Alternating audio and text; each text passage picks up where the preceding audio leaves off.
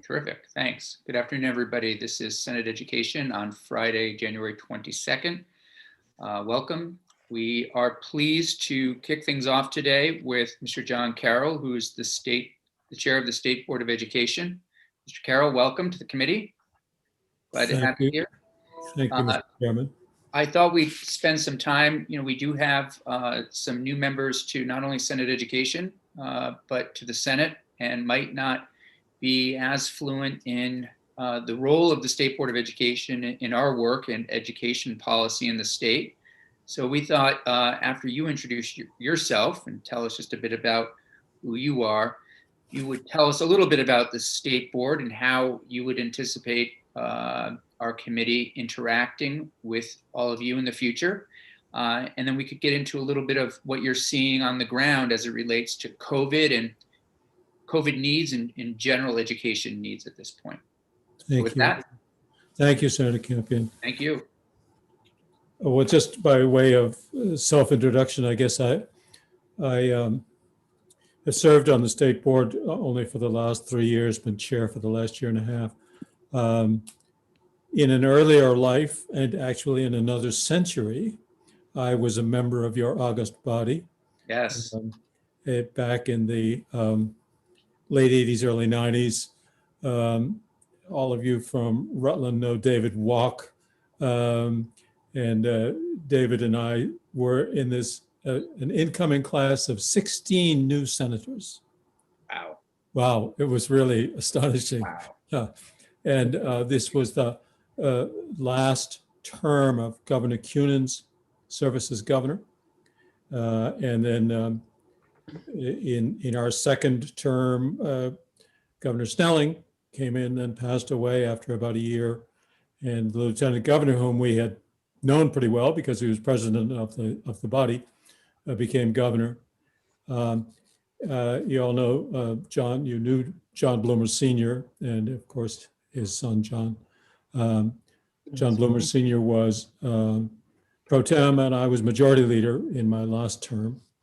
And then in an act of apparent suicide, after 6 years in the Senate, I jumped out and ran for Congress against the then incumbent Bernard Sanders. And I remember when we started, I'm sort of an up or out guy. Once I sort of figure out the basics of something, I lose interest and move on. It's a real defect, of course. You never get really good at anything. So I remember when we started, I had 7% name recognition. And it was such a shock because I was majority leader of the Senate, and I thought that was really important. And it was important to me and about 30 other people. And of course, Bernie had 97% name recognition. I mean, everybody but newborns knew who he was. And it turned out, and I was just itchy to do something different. And there was no point against running against Howard. He and I were Tweedledum and Tweedledee. You couldn't tell the difference in those days between a moderate Republican and Howard Dean. You recall he was called by my colleague Cheryl Rivers a dino, a Democrat name only. Right. And so John Bloomer and Howard Dean and I managed to get along with Ralph Wright, and it was quite a lot of fun. But there's no point in running against Howard. I mean, he's a Yale, I'm a Harvard guy, and there was really no difference. They're both just two guys from away. And to run against Bernie, and it was actually a fabulous experience. Mm-hmm. And we came sort of frighteningly close to winning. And the lesson that I took away from that was that, one, my parents never taught me, which was, my parents never taught me that losing was actually okay, and that it's actually in many ways, a very powerful and worthwhile experience. Mm. We were all taught to succeed and all that. And losing was actually a terrific experience for me. It spared me the days of Monica Lewinsky and President Clinton. And imagine being in the Congress at that time. What a fabulous waste of one's life. Mm. So anyhow, so I took a huge break from all that, went back into private sector, which is where my roots are, Did a lot of stuff and got to travel around the globe with a fabulous company, and then retired about 11 years ago and found that I yearned to be back. And I must say, when I was at the State House with you all last January, February, and March, I realized it was the most fun thing I ever did in my life. Oh, that's great. Oh, I truly love the intellectual stimulus of it. There's so much learning. And I just love the people. The people are all kind of outgoing, talkative people like myself, and it's just really, really fun. It's like being back in Ireland, where I'm from. I have a question for Please. Mr. Farrell. I wonder if you had gone to Congress, what would you have worn to the inauguration? Well, probably I nothing just got that. as colorful as the senator. I give him a lot of credit for, brown is not exactly fashionable in Washington, D.C. Yeah, so. It was great. So anyway, I'm very happy to be back involved in a different side of policy. You're the makers of policy, and I'm the helper to implement policy. The state board's primary role in that regard is rulemaking. And I guess it's a little bit like machine language versus the user interface. You people write the machine language, the sort of kind of abstract general systems about how you want systems to work. And the user interface is, well, but so what am I supposed to do tomorrow?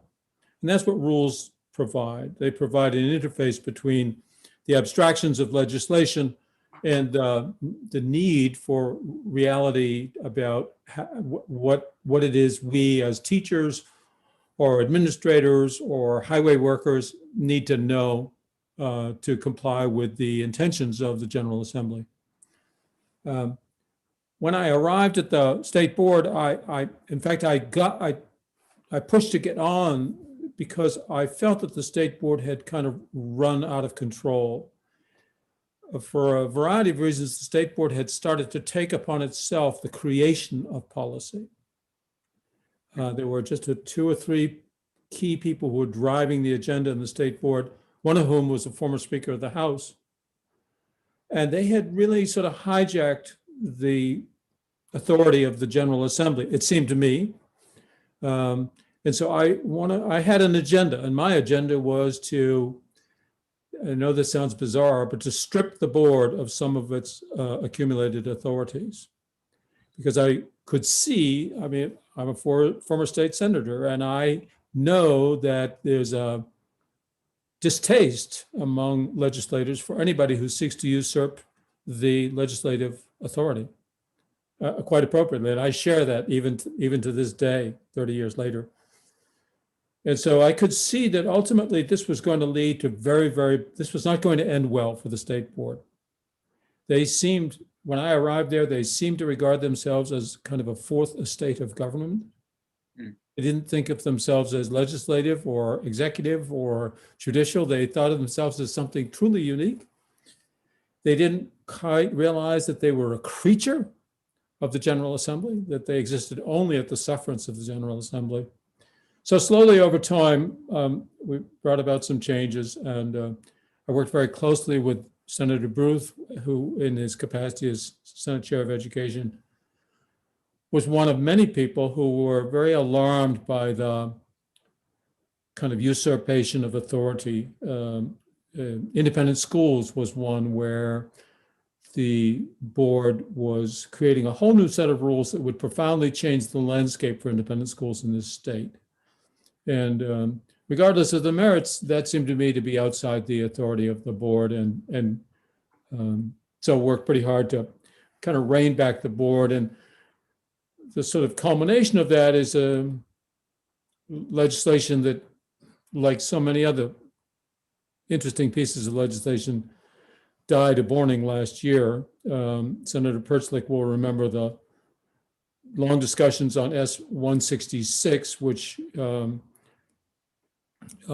four of you anyway actually got to vote on last year.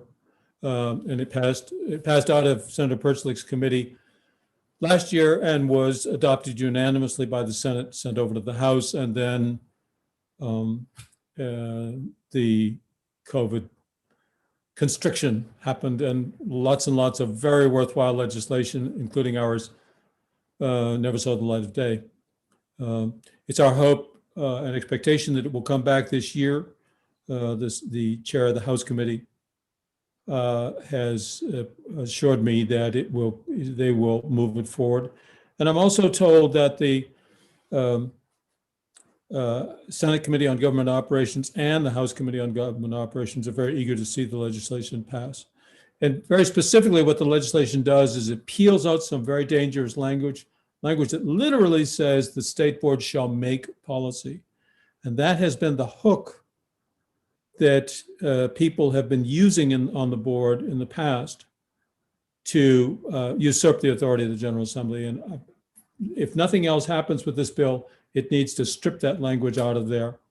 So, because I'm 77, I'm not gonna do this forever, and I wanna leave behind a board that is clear about what its authorities are and what the limitations of those authorities are. So maybe I can just transition a little bit to the broader picture of what the board does, and especially what we've been doing in the last year. And I sent you all a letter covering the annual report. And in the letter, and I believe Ms. Lowell has that posted in some way for you to refer to if you wish, but I'll just try to summarize it. There are about 5 groups of activities or functions or responsibilities of the state board. One of them is to do what you ask us to do. Facilitation of legislative initiatives. Act 46 is a great example. That was you all developed the architecture of the reforms that you wanted to see, and you set some standards about with the goals of that legislation, and the Agency of Education and the State Board then examined the response of communities to those. And of course, there were nearly 4 dozen communities that had chosen not to merge in any way, and they were under a number of inducements to do so. And the State Board, well, we traveled all around the state. I think we had 6 or 7 hearings. They were very tumultuous. I remember a hearing where there were big banners that said, "This is not North Vietnam," which just gives you some idea of the sentiment that we encountered. I happen to love that kind of tumult, but it was hard for the board. And in the end, the board voted to adopt a whole series of recommendations largely made by the Agency of Education. And I happen to be in the minority on that vote. And so many school districts were forced to merge against their wishes. As I say, there were 2 of us in the minority, but it's my duty to support that, of course. And another more recent example is Act 173, which is the really substantial reform of how special education is done in Vermont. And Act 173 changes the funding system. So the old funding system was sort of like our healthcare system. You get paid more for doing more to people. And it instead changed to a sort of block grant system or a census grant system, which said, you've got this bunch of kids, you're going to have these needs in all likelihood. Here's the money you're going to need. You have to get the work done with that amount of money. The reason for that, the number of reasons for it, but one of them was that the cost of education, special education in Vermont per capita is among the highest in the nation.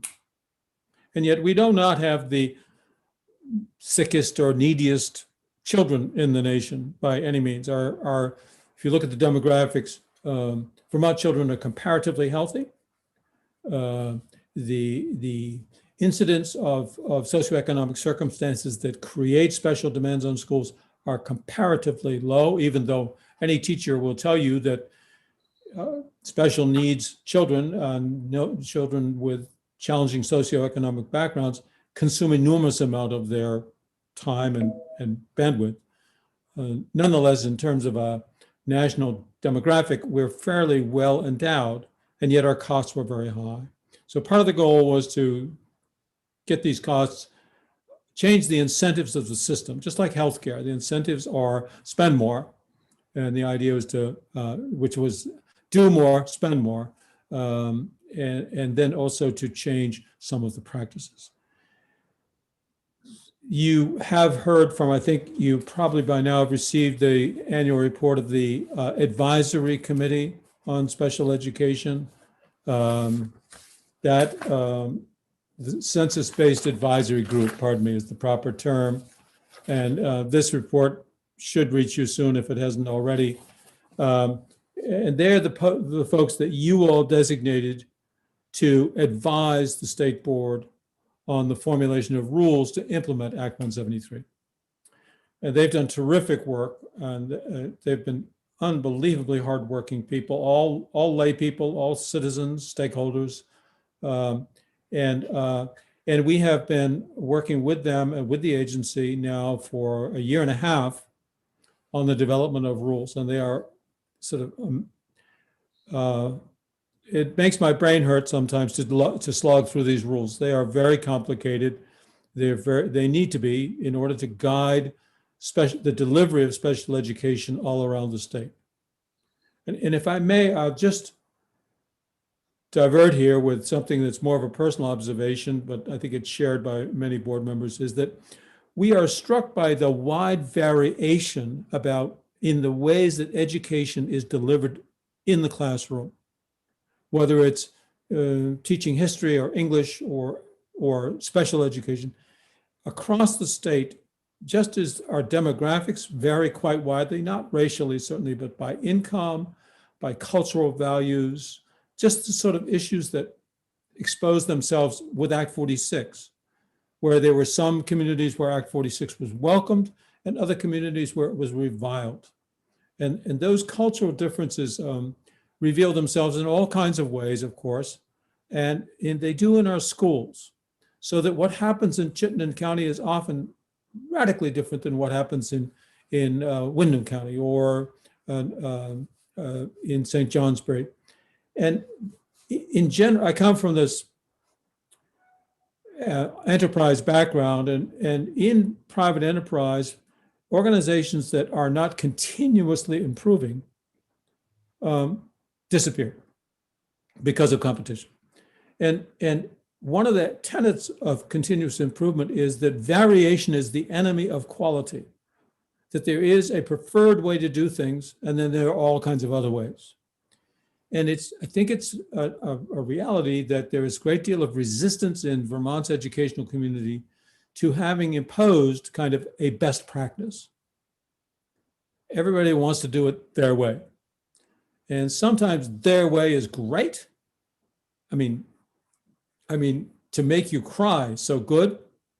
And then other times it's really inept. And so one of the things we struggle with on the board is how firm and directive shall we be?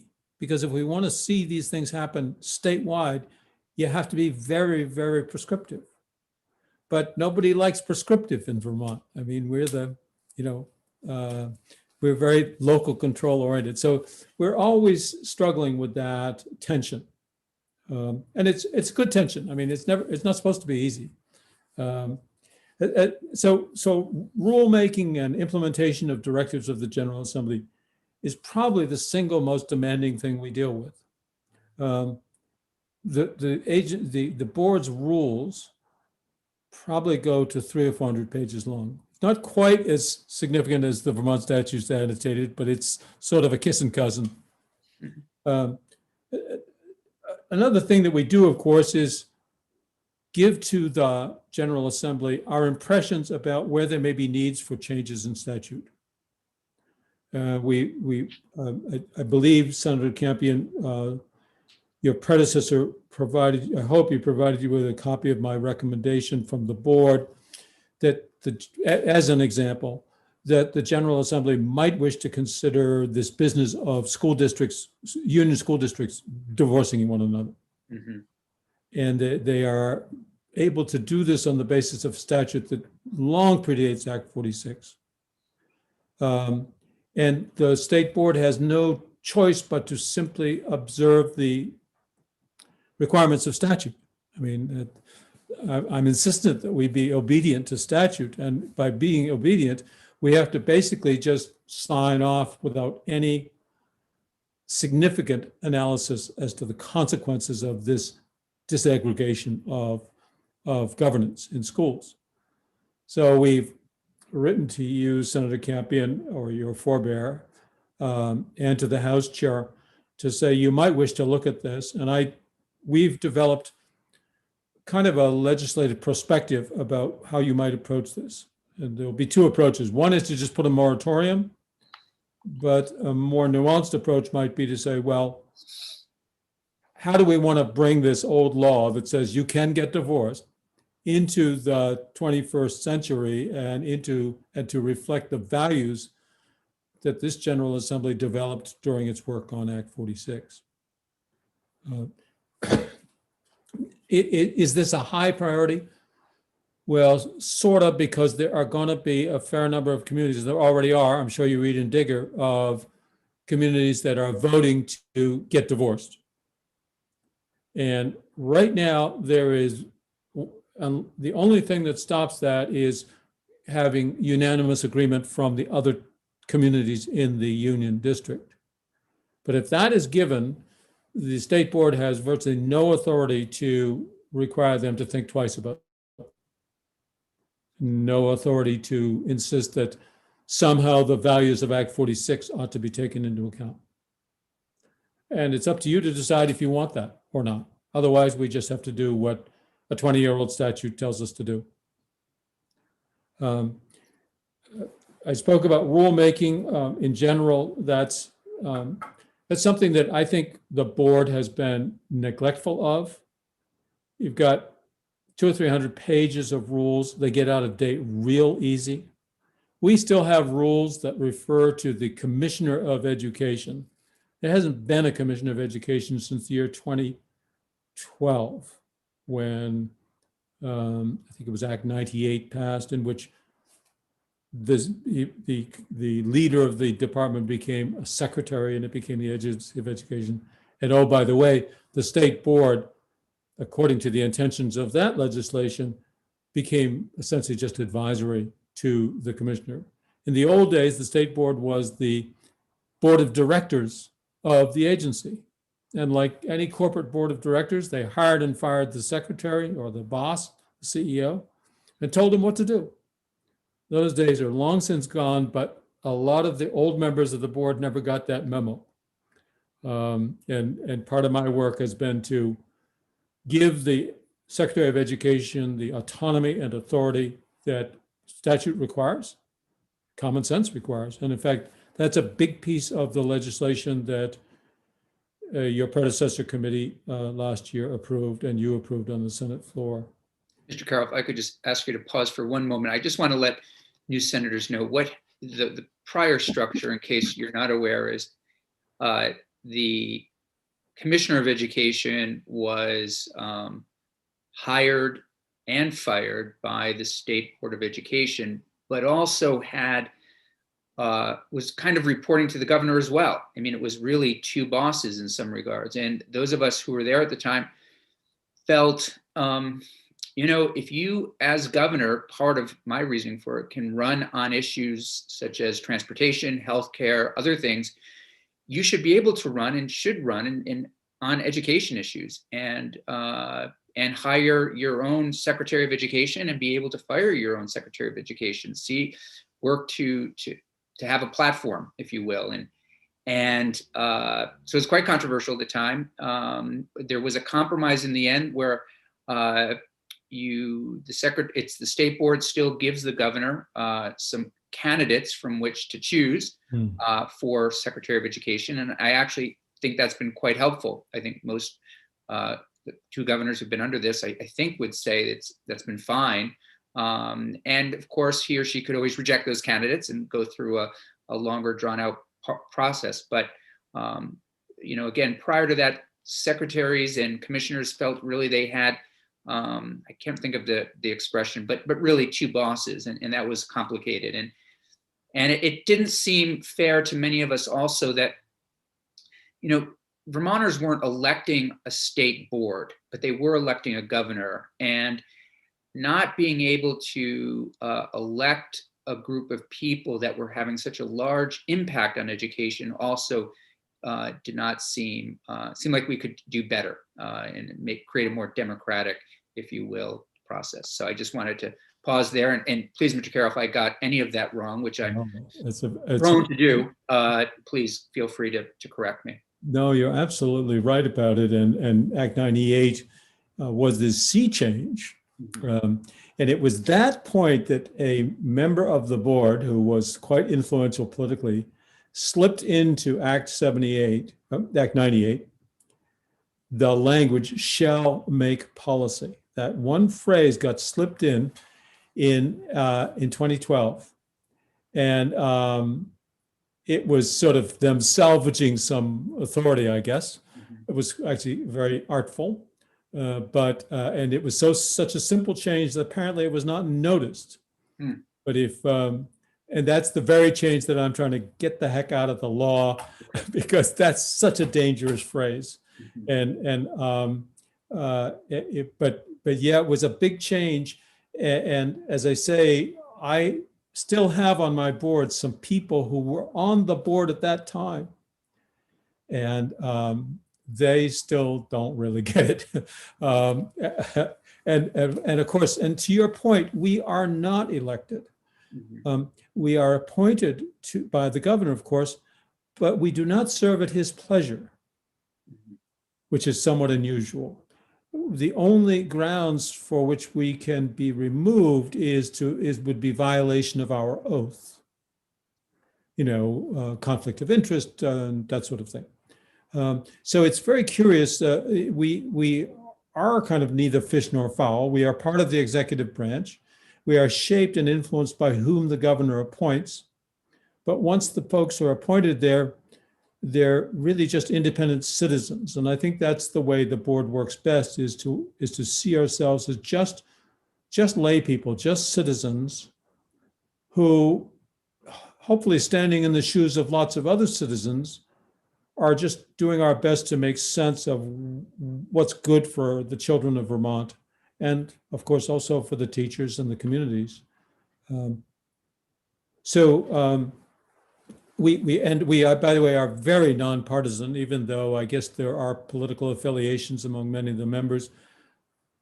For example, I used to be pretty active in Republican circles, and I just don't do any of that anymore. And I'd sort of like to sometimes, but I just feel like that's, especially as chair, you just can't do that. I think you've got to stay just who you are as a human being. That's all we're asking for. And one other important notice is that so many bodies that are put together by the General Assembly are kind of a smorgasbord of this interest group is represented in that organization is represented and so forth. We do not have any of those provisions in the makeup of the state board. In other words, there's not supposed to be a representative of the teachers or of the janitors or any other group. We are just 11 citizens. It's as simple as that. By the way, 2 of them are students. Right. And that was created then. Yes. Just a question about the length of terms. Yeah. 1 6-year term. 1 6-year term. That's all you can serve. Yeah. You might ask, so how was somebody still on the board from 2012? That person was appointed to fill out an unexpired 4-year term. Okay. And then was reappointed for 6. Okay, thank you. That person is about to retire. The students are, in almost every case, a breath of fresh air. Yeah, I bet. We have 2 young women now, And by the way, they get one is appointed each year. So you have one who's been on for a year, and that becomes the voting member. One of them votes and one listens. Well, they don't listen; they talk too, but they just don't get to vote. And That's so similar. you're on the board. It's actually similar to this committee. We Yeah. do the same thing.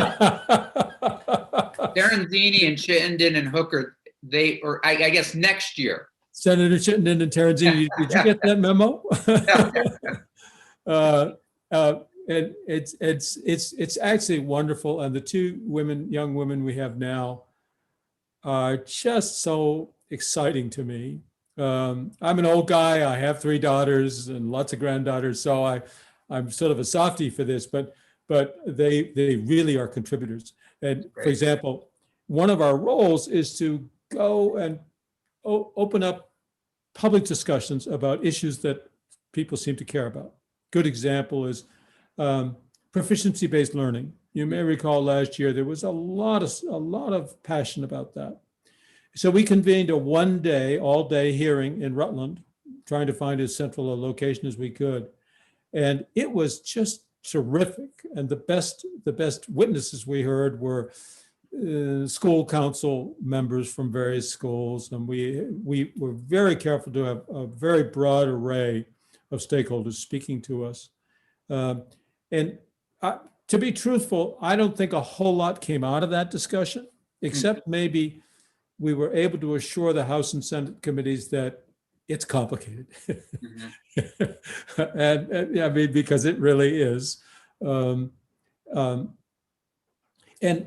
another example of this sort of pulse taking that the board does is that our 2 students, on their own initiative, organized a survey of current high school students at 9 schools in Washington County, Chittenden County, and Addison County, and compiled the results. And the survey was, how's it going? What is it like for you with COVID-19 learning? And it was very, very, very interesting. And what we saw was that there's this cleavage between sort of what you might call sort of well-endowed, not necessarily wealthy, but well-supported children who come from ambitious settings, which you might say is 1/4 to 1/3 of our students, and 1/4 to 1/3 on the opposite pole who are at sea, for whom school is of little interest to them. These are high school kids who aren't ambitious in a school way. They may be very ambitious about building a dune buggy or being a nurse's assistant somewhere, but in a schooling kind of way, it's not there for them. And they are having a really marginalized experience in schooling today. And the sort of highly self-motivated ones are thriving and really exploiting the freedom they have to accelerate their learning and to just push themselves at their own rapid pace. That's very exciting, but it's very troubling to see this widening of the gaps between the haves and the have-nots. And it's not purely economic, but that has a lot to do with it. So anyway, our students organized this entirely on their own, administered, I think they had 700 responses. They collated the results, and we set aside an hour for their presentation. And it's just the best stuff. And invariably, I get to write recommendations for them as to where they'll go to college, and I even try to steer them to my alma mater with some success. Anyway, it's great fun. And then I guess the last thing I should speak about is the quasi-judicial responsibilities of the board. If you ever served in your community on the development review board or something like that, you know what quasi-judicial looks like. And the board is, by statute, the court of appeals of almost any action that is appealable of the Secretary of Education. So, for example, the Secretary of Education early last year or late the year before ordered the termination of the license, the teaching license of an employee of the Burlington school system after due hearing and so forth. That individual was entitled to appeal that decision and did so, and the board had to hear that appeal.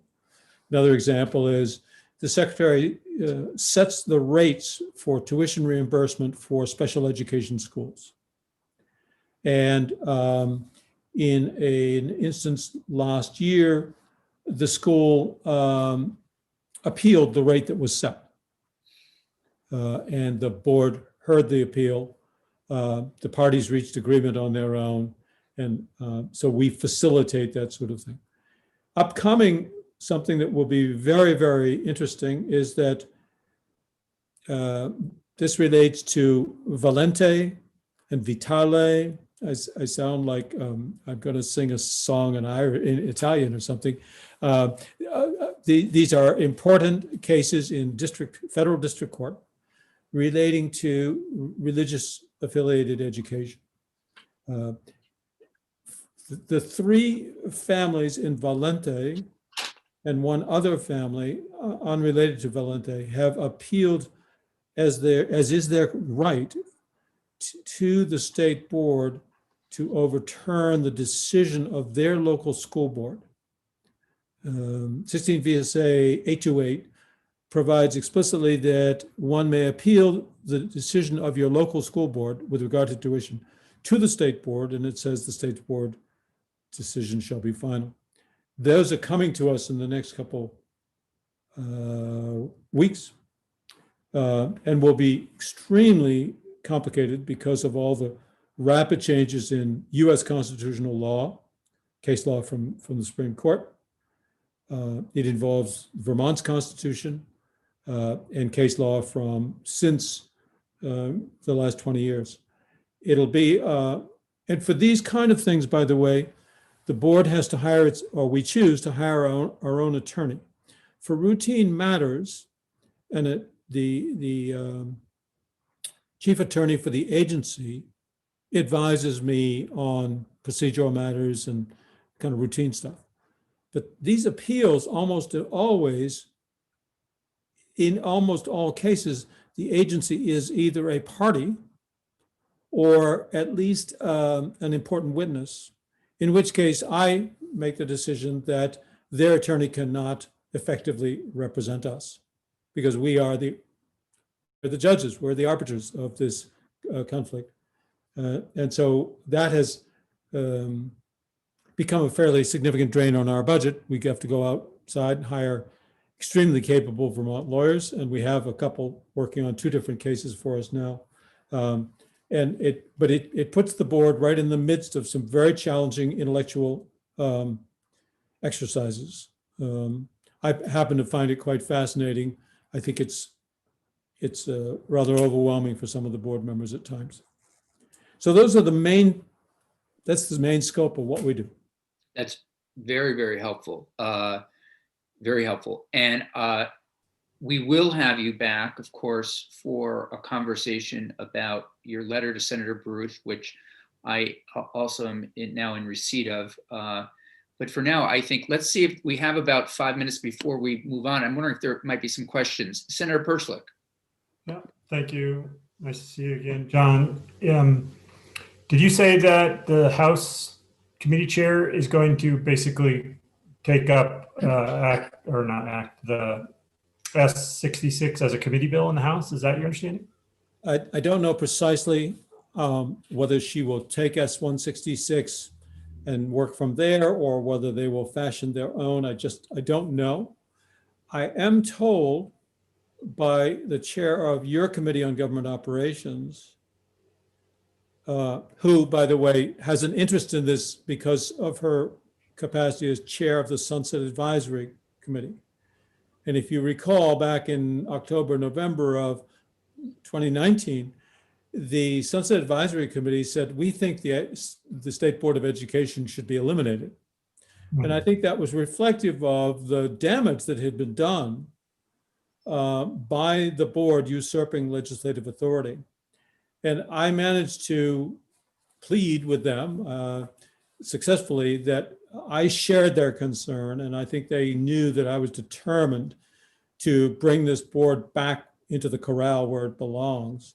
And the passage of S-166, which was also supported by Senator White and her committee, I think was evidence for them of that.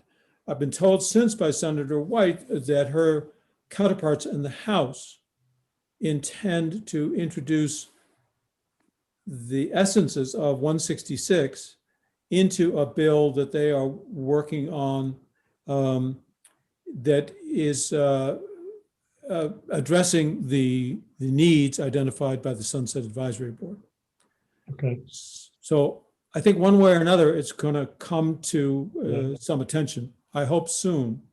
Because yeah, we definitely spent a lot of hours on that, and I think We did. one of the And I think lessons that I learned as a new senator last time is just because we reached agreement on it and passed it over, I think it was unanimous in the Senate and spent tons of hours, but then at the end, nothing came of it. It was too bad. Yeah, and there was real momentum, and then COVID comes along and everything just seized up. I'm happy to touch base with Representative Webb, but I wonder, Senator Perchlik, if we might put in a bill here as well to kind of, if she's not going to do it, or if she doesn't think she's going to be able to get to it, we might try to advance it here. You could have James Denmeright just go through it with us and see if we want to do it as a committee bill or something. I see the godfather of the bill has joined us, by the way. Yes.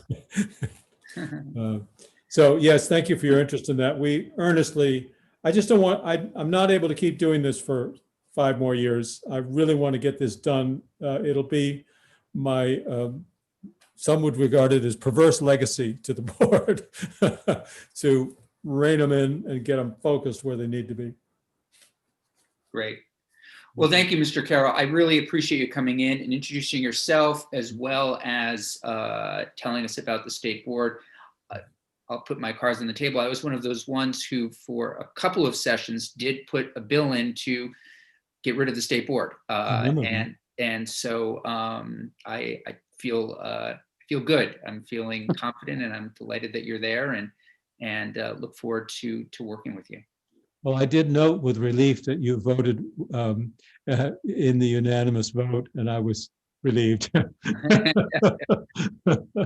So thank you. Well, I try to always follow Senator Baruth, and if you don't mind, I'd like to sit in and listen to you. However, Ms. Lowell wants to get me off the screen or whatever, but I'd like to listen to what the senator. We're thrilled you're here, and of course, feel free to come to any committee meeting, and they are all taped, so you can always watch them at your leisure as well, whatever works for you. But again, thanks for being here, and seeing no other questions, we will move on to Senator Baruth. Thank you very much. Thank you. Great to see you. Senator Baruth. Good to be back. It's great to have you here. So we are talking about the weighting study. Yep. And I am just pulling up the agenda here. So bear with me for one moment. So, we have, I think it's Dr. Colby and Dr. Baker both coming into today to take us through the study. But wondering if you would just talk and tee up the conversation a little bit for us, your thoughts as well as your bill. And then any other, sort of relevant information you might provide to us as a committee, given your history as well as Senator Perchlik's history last year in working on this issue. And that would be much appreciated. So if you don't mind, we'll turn it over to you. Thank you. Thank you, Mr. Chair. If I could, I just wanted to follow up that last conversation. Please. By saying that Chair Carroll was a phenomenal partner with me in negotiating with the Agency of Ed. As Senator Perchlik may have recounted for you, we went back and forth, and I appreciated always John Carroll's willingness to look from above at the function of his committee without jealously guarding its portfolio. The reorganization effort actually came from him, and that's one of the reasons why it advanced as far as it did. As with all of our bills last year, the House did not act on it. So that was a loss in terms of having the agency and the board at a point of agreement. I don't know whether or not Secretary French has signed on again to the version of what we did last year, but I would hope that he would. With that said, I'll turn to S13 Great. and the weighting study. I see Dr. Colby is here, and I am glad to see her. Last year when we received the weighting study, actually it was prior to last year, I went through it. I met several times with Dr. Colby, and I think my opinion was shared universally. I never heard anyone question the methodology of her study or the results of her study. And that's fairly rare, as you know, from the legislature empaneling study groups or hiring consultants generally. There's often disagreement about what they found, the method that they used to get to their results. But I think everyone that I ever heard on all sides was in agreement that the work UVM had done was of the highest caliber, and it represented a series of uncomfortable facts for the state of Vermont, because the takeaway was that we had been inequitable in our means of distributing funding to schools, and this for decades and decades. So the basic structure of it is that, as you'll go through at various levels of fine-grained detail, the current weights, some of them were determined to be inadequate. So the weighting for English language learners, for poverty, were found to be too low. And then in what I think was a kind of brilliant scientific insight, Dr. Colby's group came forward with the idea that rurality itself, how rural a district we were talking about, was another big factor in terms of expense for educating students. And that's currently a factor that's not represented in our weighting study, in our weighting formula at all. So in thinking about it, and it doesn't, we're all the senators here are all politicians. We know how this works. Bills like this that have to do with money often develop their own coalitions according to who wins and who loses.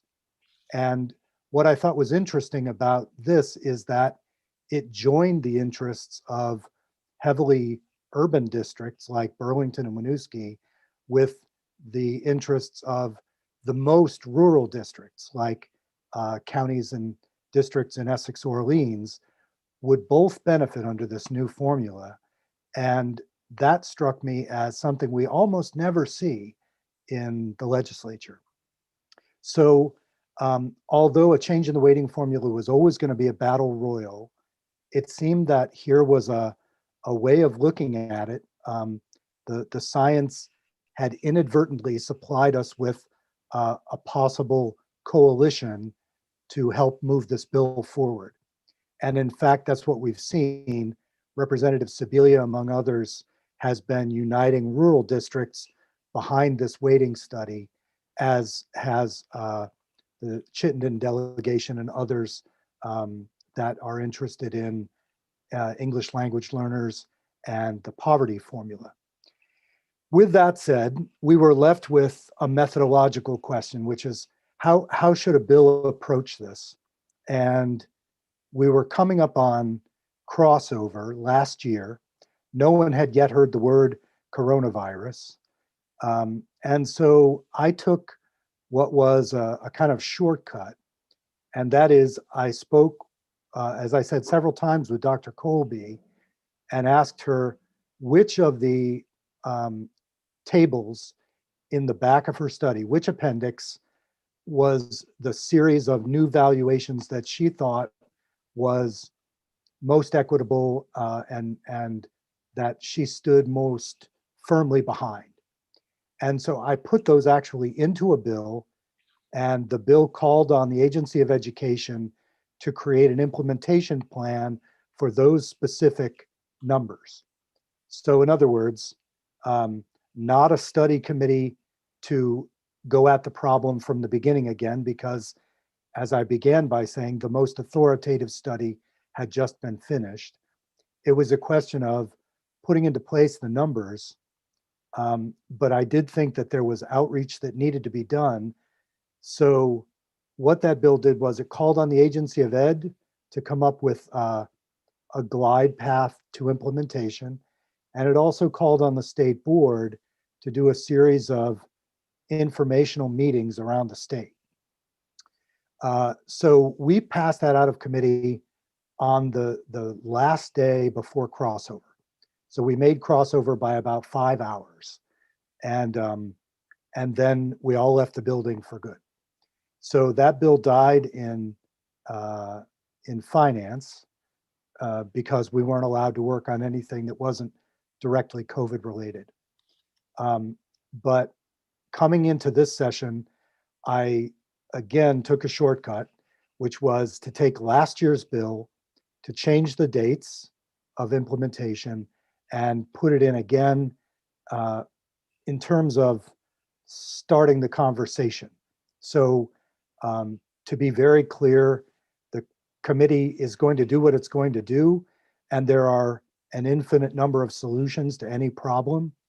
But I did want the bill to go in to highlight the need for discussion and to offer at least one possible approach.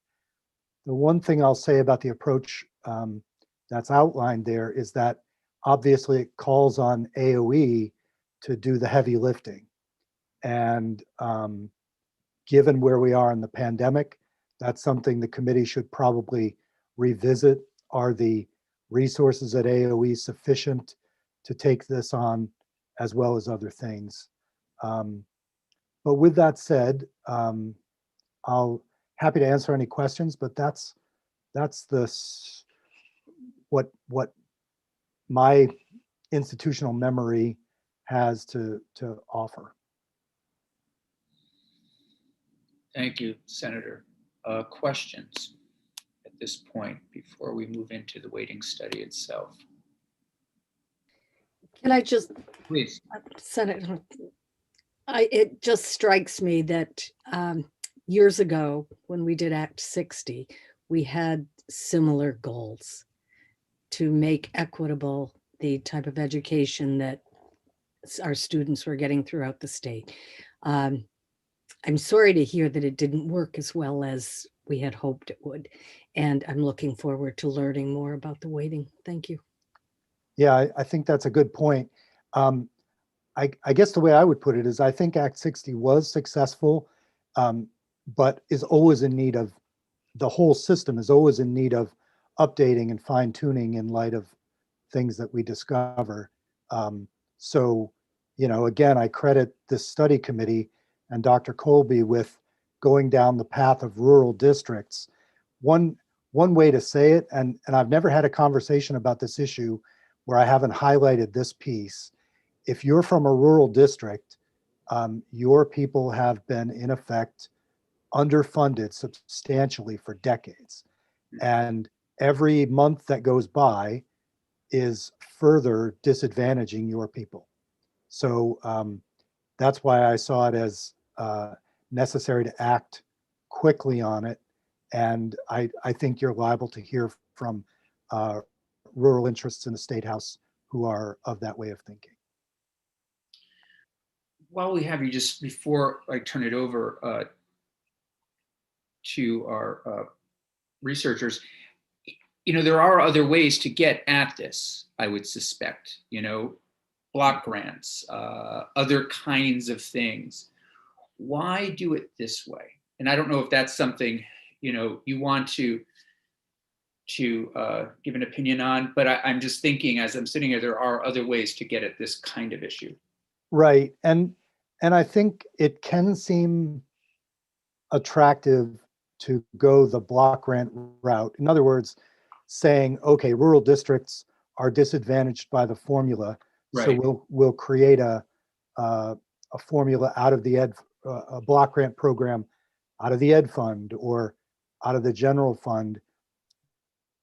But I think what that does is avoid the reality of what's going on. So in other words, it creates a whole other infrastructure and bureaucracy instead of taking, a screwdriver to the formula and doing a half twist and making sure that all the numbers are correct. So the other thing is that if you put in place a grant program, inevitably people will think that that's a giveaway to those districts, and it would eventually become detached from the reason you did it, which is that the formula is screwing certain districts. So I'm a big believer that if we change the formula, there won't be any need for additional government, additional bureaucracy, and no one could afterwards cut that grant program, which is what's likely to happen in lean times. That's helpful. If I could just say Please. one other thing about a totally unrelated subject, and this is dual enrollment for parochial schools. That decision just came down. You all may have discussed it. We have. Okay, just wanted to add in one piece of institutional memory about that. The Senate committee tried for several years, I want to say 3 years, to get the House to change that because we knew we were going to lose in court. And we argued with them tooth and nail. And in fact, 1 year, a whole miscellaneous bill with about 13 different provisions went down because they refused to allow dual enrollment to parochial schools, even though our legal opinion was that we were liable to lose in court. And now we have lost in court. And, it's not an I told you so, but it's a way of saying that the House was very reluctant on that. So if there's a need for statutory change to that program, I feel as though it's at this point the House's responsibility to own up to the fact that they cost the state all of those litigation fees, as well as all that wasted committee time. Well, okay, that's Sorry. Gotta call them like they see them. okay. Any other final comments before you go or stop back later if any of those institutional memories? No, I might recommend Senator Bruce. I know somebody up in House Ed. I could get you on the agenda. Oh, they love me there. They love me. Anyway, in all seriousness, this is great, and please continue to come back when you can and or talk with us. This is, as we know, everything in the Senate's a partnership, and your institutional knowledge, having been on the committee for 32 years, many years. It's you're always welcome. So thank you. Okay. Have a good day, guys. Thanks, you too. Doctors Colby and Baker, welcome to a newly formed Senate Education Committee. Pleased that you're with us. You certainly know, I'm sure, Senator Perschlick from last year. I don't want to say this year's crowd is better, but I would have said it if Senator Now that Phil's off, you'll say that, right? Was that? Now that Phil's off the call, yes. Right. No, I would have said it had he been here. But thank you for taking the time to go through this with us. Certainly an important topic. It's one that I think came up a lot. It's out there. It's in the air. People are talking about it. People are talking about it during the election season. So we appreciate you taking the time to go through your good work and let us and inform us. So why don't we go ahead and turn it over to you? And then I would say if anybody does have questions, please, I think strike while the iron's hot. We needn't unless our two guests believe that they'd rather wait until the very end. I'd rather have people raise hands and engage as we move along. So That's fine. That's fine. great, That's thank fine. That's fine. And just by way of introductions, I know many of you, but I'm Tammy Colby. I'm an associate professor of educational leadership and policy studies, and I was involved in the waiting study. But also joining me today is Dr. Bruce Baker, a professor of educational policy as well at Rutgers University, but more importantly, a Vermont native. Yes. Come on here, right? If I could just, jump in. I'm a Rutland High School class of '83, and going all the way back to when John Carroll was speaking earlier, he spoke of David Walk, who our fathers were partners in pediatric practice in Rutland, and my mother sat on the state board in the early '90s. So if you can kind of make the Baker connections, I'm guessing at least some of you have contact with my family members over time. My parents are Burlington High School grads, and our family goes back to the 1700s in the islands of Lake Champlain. Knight Point State Park would be my father's mother's branch of the family. So Senator Hooker and Senator Terenzini are great senators, along with Senator Collmore from that neck of the woods. Senator Hooker, would you like to? And Dr. Baker, did you have my husband in class, did I have your husband in class? George Hooker? He taught biology at Rutland High.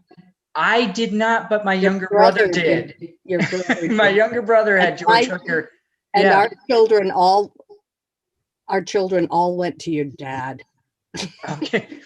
Most of the town went to my dad and to That's right. Arthur Walk at the time. Yeah, that was Right.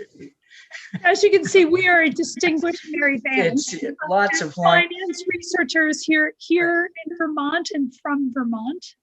So it certainly was a pleasure to get to work on this study. And just, the study was awarded by a competitive bid process, right? It didn't just go to University of Vermont and this team. So, and Dr. Baker is one of the foremost school finance experts in the country. So we were very privileged to have him join us on this team, and certainly am thankful to have him here today. There's been a number of presentations on the study last year. And as Senator Bruce mentioned, we sort of hit this sort of hard stop in March on the process. So I thought maybe what might be useful today is to backtrack a little bit, and some of it may be review, some of it may not be review, but go back a little bit just to remind us where this came from, what the big goals were, so what maybe some of the key findings were. I'm going to do that really fast. No, I think it's fine, and I think it's actually important. Again, Yeah, I'm going to go through that pretty fast. Knowing that the slides are available for other people, and then Dr. Baker, Bruce has some new information to share with the committee. And then I thought we'd stop talking a little bit and let this to be more of a free-flowing conversation where we can answer specific questions. So, for example, I wrote down this question around categorical aid. We should talk about that, right? And sort of what are the differences between operating support and categorical aid and things along those lines. So let me take just a couple minutes. And again, I have a number of slides, many of which have been certainly used in other presentations around the study. Tammy, if I could give a setup here. Sure. Based, I think, on a question that Senator Hooker asked a few minutes ago. Vermont tried to start going about answering a very similar question in the immediate aftermath of the Brigham decision and adoption of Act 60. And one of the issues that kind of plays into this study is, well, what's changed since that time? One, as was brought up, it takes revisiting, revising, re-estimating to try to figure out how to solve these very complicated political and empirical problems. Two, we've developed clearer conceptions of the goals, the equal opportunity goals, and how to measure them in terms of kind of giving equal opportunity to achieve a given set of outcomes. And we have better data and better methods for going about how we might estimate those costs to achieve equal opportunity towards some measured outcomes.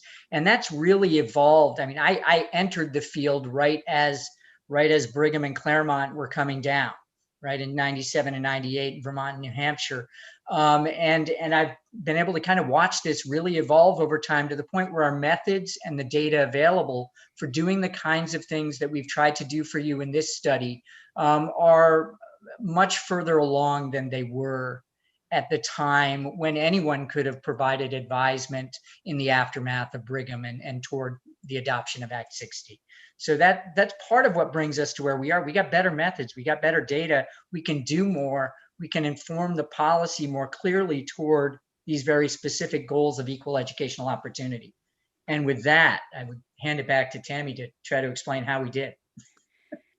So I want to ground the conversation just as a reminder that the study was actually a legislative request, right? And that the request for the study was actually embedded in Act 173. And some of the work that we did on the weighting study actually relates to the Census Grant Program and Act 173. A lot of more of the conversation around the study has been with respect to the weights, but that is part of the study. And there were 3 goals that were laid out in legislation for the study. One, to evaluate and examine the current weights in statute for economically disadvantaged students, English language learners, and secondary students, and to decide whether or not those weights should be modified. And I'll talk about that in a minute. 2, whether or not we should in statute incorporate other cost factors in weights for other kinds of costs that are outside of district's control. And then 3rd, whether or not the special education census grant should be adjusted for differences in incidence and costs associated with students with disabilities across school districts. Today, I'm going to focus on the first 2 pieces because that's a big conversation in and of itself, right? Around the weights and the equalized pupil calculation. If you'd like to have us come back and talk about the potential adjustments to the census grant, we're happy to do that. But I think that makes the conversation even bigger. So we'll try to keep things a little bit more narrow today. Some big ideas just to build on what Bruce just said, right? And this is also how the field has evolved over time, is recognizing that states are responsible for ensuring equal educational opportunities for all students, but equal opportunity doesn't necessarily translate to equal educational resources. And why is that? Because students come to school with dissimilar learning needs and, for example, socioeconomic backgrounds that might require different types and levels of educational supports for them to achieve common outcomes. And you're going to hear me mention that, or you'll hear Bruce mention this idea of common outcomes, right? So we're trying to think about the fact that it's going to take different packages of resources for different kinds of students to achieve similar outcomes. And it's not just students, it also is schools operate in different contexts that may also require different levels of resources to provide equal opportunities. For example, scale in operation or the prices they must pay for key resources. And so all state funding formula nationwide include adjustment for differences in educational costs across districts. When we think about differences in costs across districts, we also try to think about differences in costs that are outside district control. We're not talking about preferences of districts for higher or lower spending. What we're talking about is differences in costs due to, again, differences in student characteristics or perhaps differences in educational context outside district control. In Vermont, a second piece is sort of, I guess, building block we have to remember is how Vermont school funding policy works. And this Vermont school funding policy, as written right now, relies on localities to make appropriate adjustments to their annual budgets for these cost factors, for these differences in costs. There's a big assumption there, right? That the budgets that are being passed by local school boards on town meeting day are already cost adjusted, that school districts are making choices about spending at a level that ensure equal educational opportunity and will move students to common outcomes. And then the job of the formula is to equalize that spending accordingly. Our current policy does, adjust for differences in costs 2 ways: through categorical grants that provide supplemental funding for specific programs or services. And categorical grants, typically we think of as appropriate when we want to target specific dollars for specific purposes or specific students. We also have weights, and our weighting is for district's average daily membership for these cost factors. And then we use that weighted membership to equalize local per pupil spending for the purposes of calculating local tax rates. This is really important for us to remember as we have conversations around weights in the state.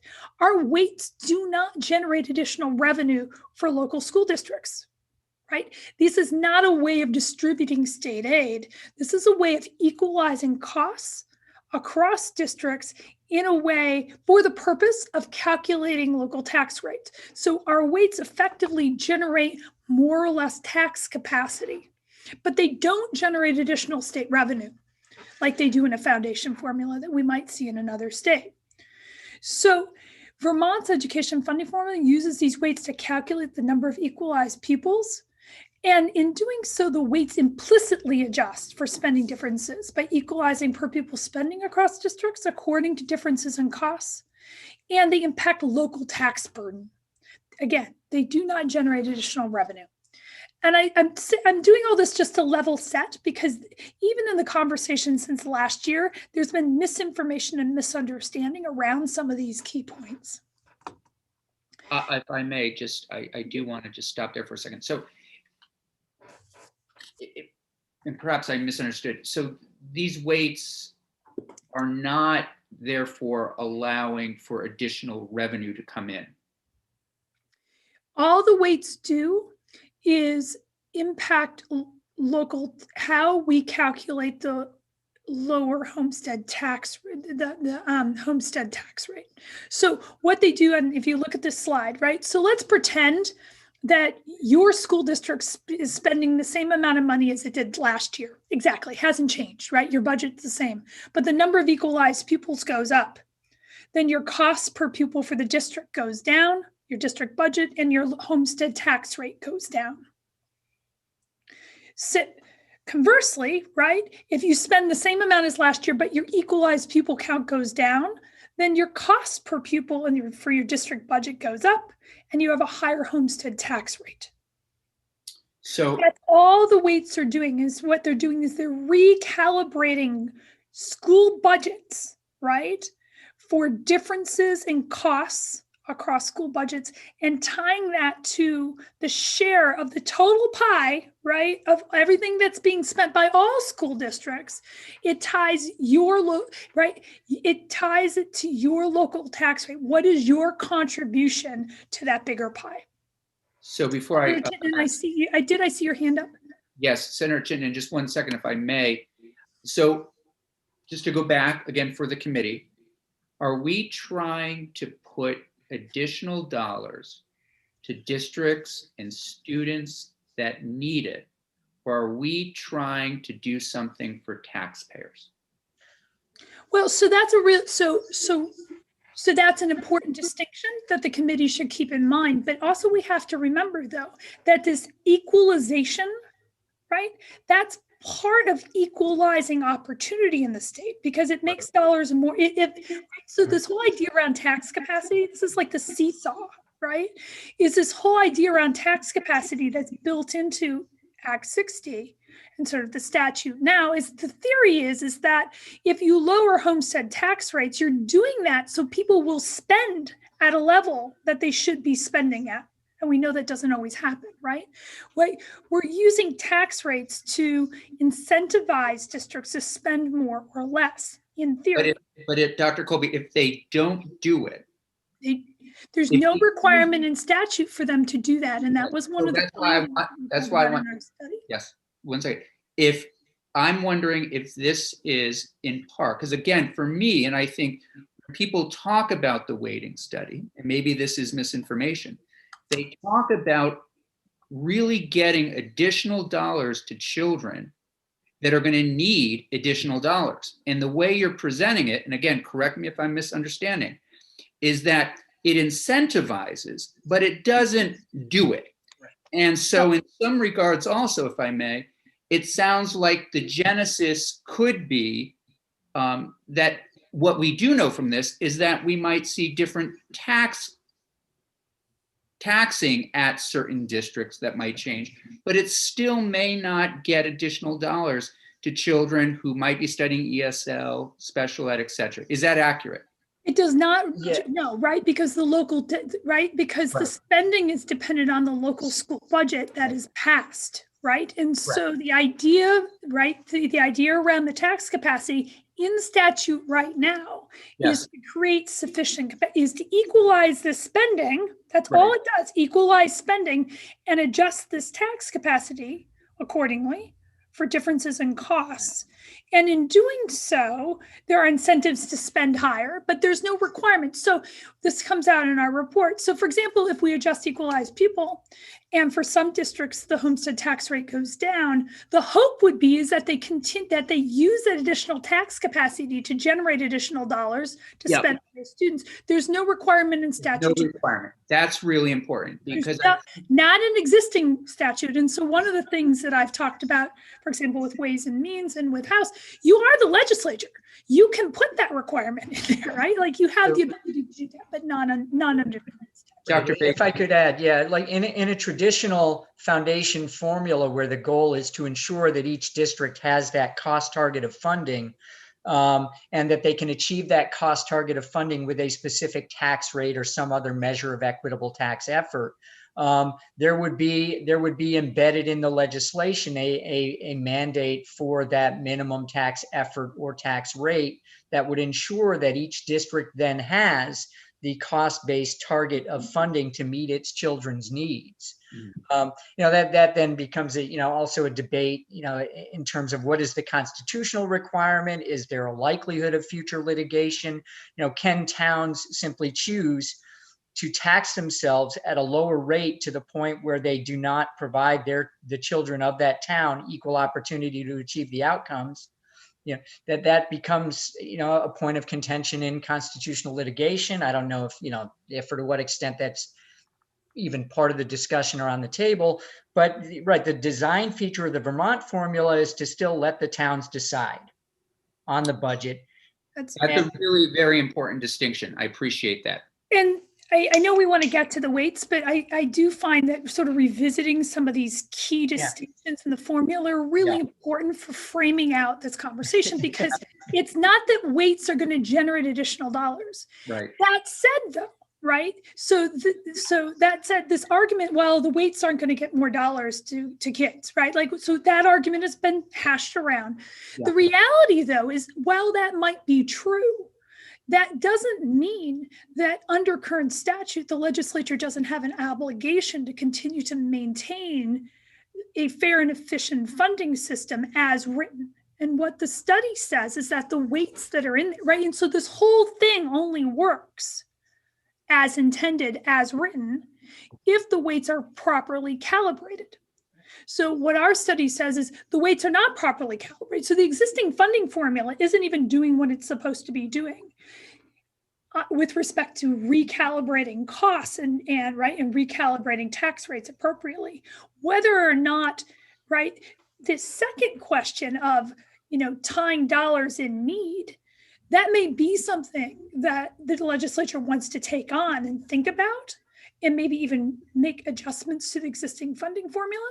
That's fine. But in the meantime, the existing funding formula is not operating as intended and is right and is not doing this calibration, right? With respect to costs. I appreciate that. I understand it. It just, to me, and again, we will continue this conversation again. It just, if I wanted to get the most dollars because special education students need them and their teachers or other students of needs, I just keep coming back to granting those dollars to go out, because that would guarantee that those students would get those dollars. You can certainly do that, but that does not relieve the legislature from its obligation to maintain the funding formula, right? So these weights are what calibrate, right, individual town and district contributions to the Ed Fund, right?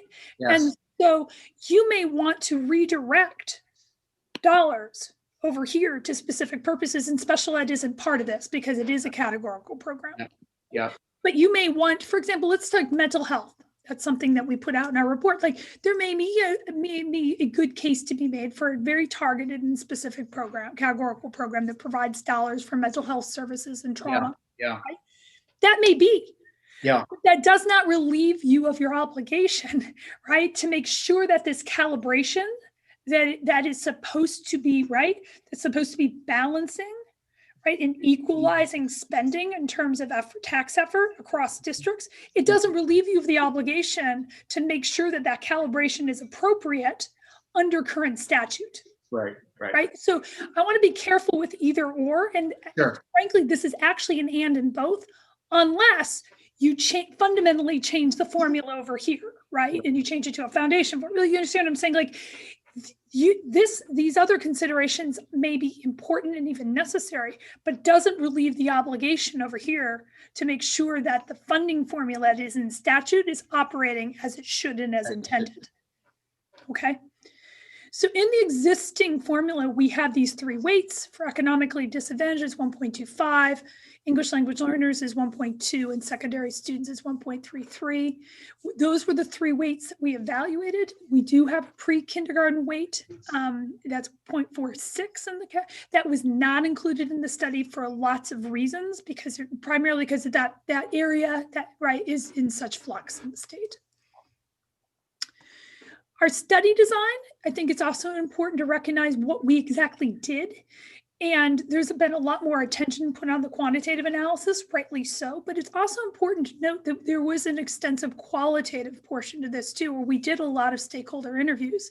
And those stakeholder interviews really provide sort of this rich description of perspectives on the cost factors and weights in the existing formula, as well as these perspectives on the census block grant calculation. And while I'm not going to spend a lot of time on those perspectives today, I would encourage the committee to read that section because I think it really provides some good boots on the ground context, as well as a fertile ground for other kinds of policy ideas that might complement this conversation around the weights. For example, targeted support for mental health, right?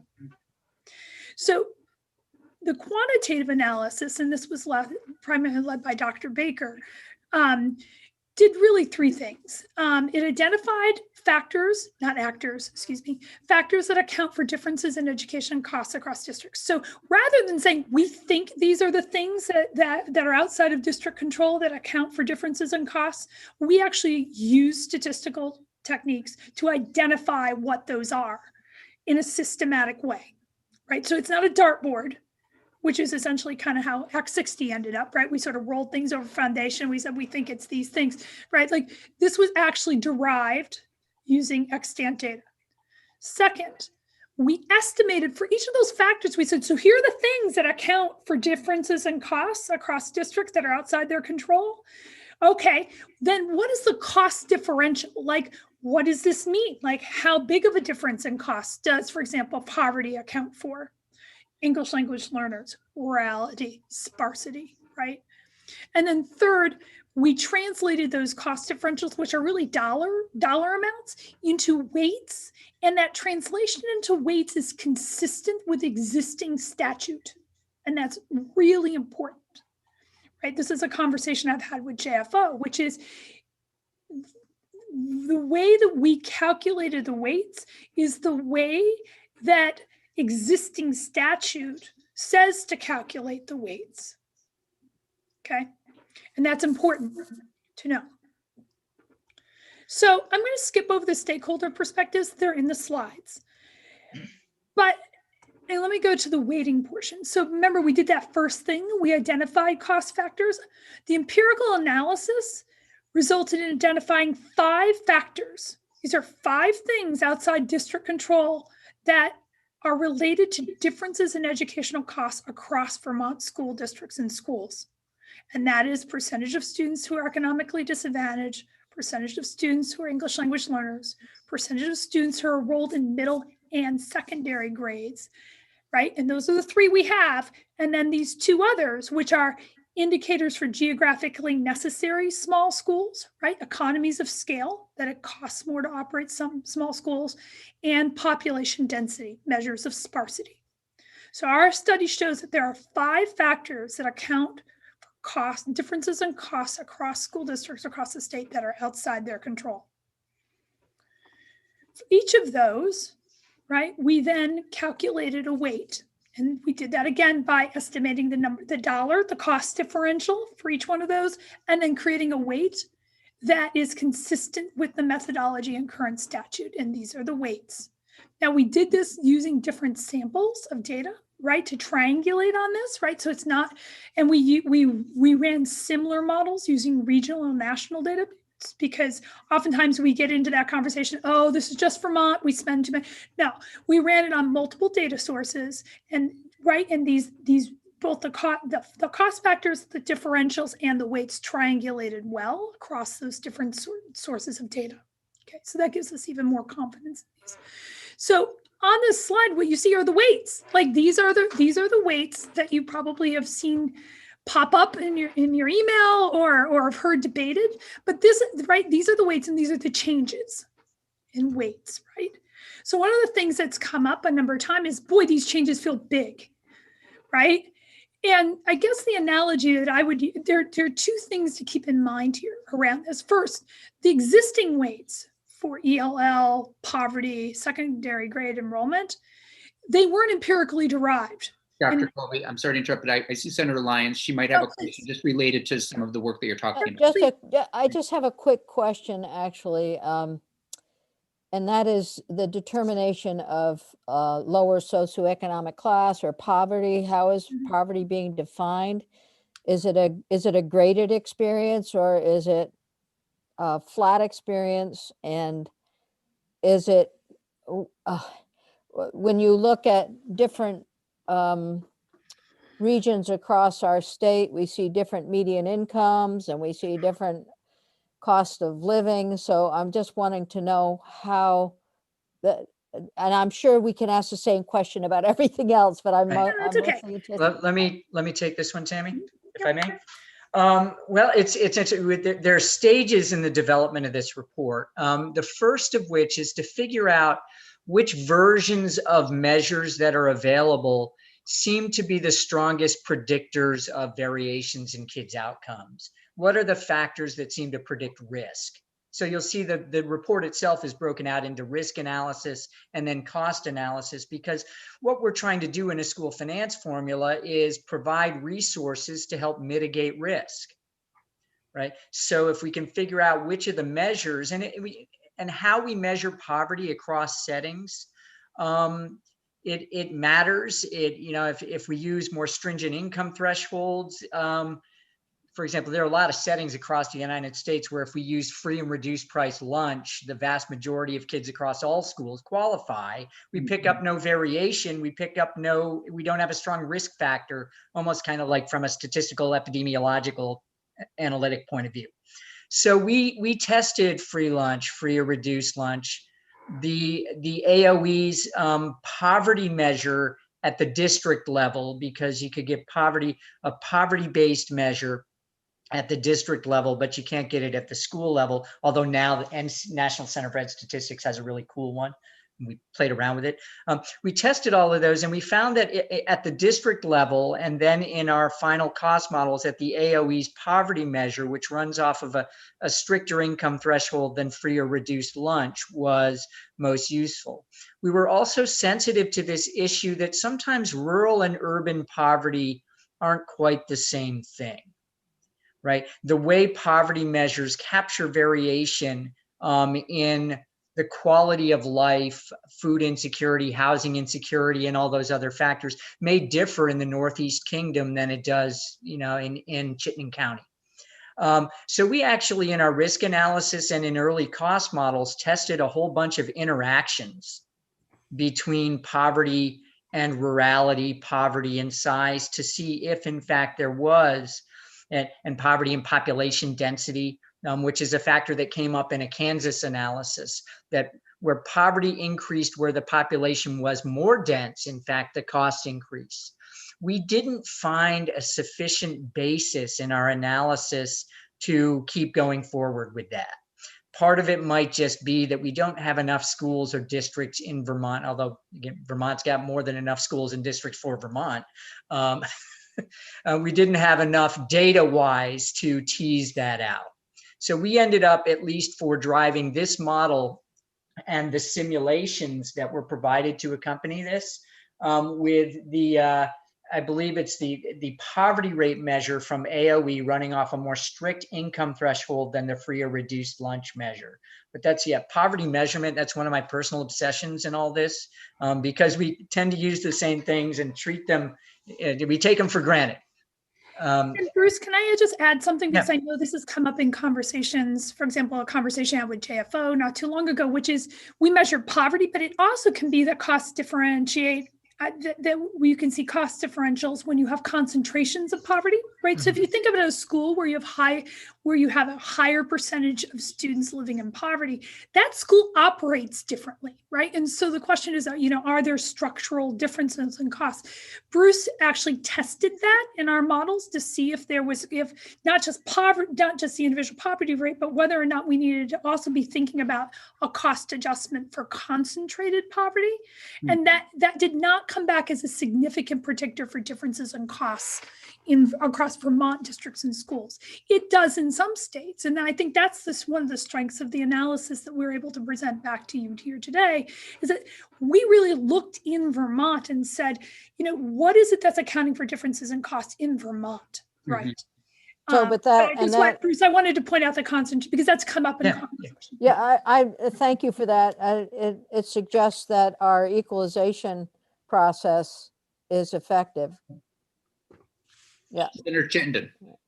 I just want to be sure I understand this table. The rightmost column, weights recommended by cost function models. What you're really proposing is that we no longer have a student be equal to one student with a cost adjustment for certain circumstances. Is this 0.26, 0.12 proposing that we actually treat a student that's in a school with less than 100 students as less than one full student and only 0.26 in the weighting study? I'm trying to reconcile. No. So in the report, we talk about weights that are centered on one versus those that aren't. And so in the table in there, that talks about that. So this would be essentially great. The lesson would be 1.26. All of these are weights that go up. We don't, in our study, we have no weights that go down. That makes more sense, but quick follow-up. I do not understand the 2.97 and the 1.58. Are you really saying that it would be 397%? So No. let me take that, because here's the interesting twist on this, is that these weights really were derived out of a model that has to be packaged as a whole, right? And the practical effect. So really a better way to, it does actually say it's a kid in poverty is 2.97 above their base of 1, which is 3.97 in total. But a better way to look at this, to put it into context, is, Tammy, if I could even just skip over to my last slide, if you could unshare, sure. And I'm going to share. I may even share. Do I have share. to unshare? Do I have to unshare? For me to share, you gotta stop share. Unshare. Handing the screen over to Bruce. I'm out of control. You don't have to do much of anything else. I just have to bring these up. And am I on here? Yep. You guys got me? Okay. So let's see. I'm just gonna skip over to some. So there are, do I need to do it intended? Yeah, the notes intended to be in combination with all other parts of the formula. And it really is interesting when we pluck them out and we estimate a cost model. In that cost model, we generate a predicted cost for every school or district in the state. And then from that, we backed out a weighting system that would replicate those cost predictions. Partly and it's consistent with existing statute. I want to be careful about that, because our statute has some tricky things that we have to do in order for the weights to comport with how the equalized pupil calculation works. So I didn't interrupt you, but that's a really important point, because it throws things off. Right. I mean, in an ideal world, we just take the cost targets and make that the foundation target for a policy, right? And it'd be all simpler. But to retrofit something to a state's own policy, and many states use weighted pupil kind of calculations, be it for the tax rate type calculation that Vermont uses, or for the purpose of a spending target for districts. So we have a second step where we back out the weights. And they do end up looking different than other weights. And the poverty weight ends up looking particularly exaggerated, even though its effect in the end is not anywhere near as exaggerated as it looks. So weights don't stand alone. The other thing is that you can't really mix and match and just take a weight from here and a weight from there and stick them into this formula. They're really derived from a full package. They're derived from a predicted cost estimate to achieve equal opportunity. And then we back out weights so that you can basically simulate those same cost targets using a weighted formula system. Let me go full on this for a second. That way I can, do we still have you? Am I full on screen here? Okay, good. Sometimes it doesn't jump. You're all right good, there. Bruce. So effective weights, so we have nominal weights are just like that list of weights. The effective weight is, well, what does it really drive in the formula? And, does it really make, these massive differences across districts as they exist in Vermont by their differences in poverty rates?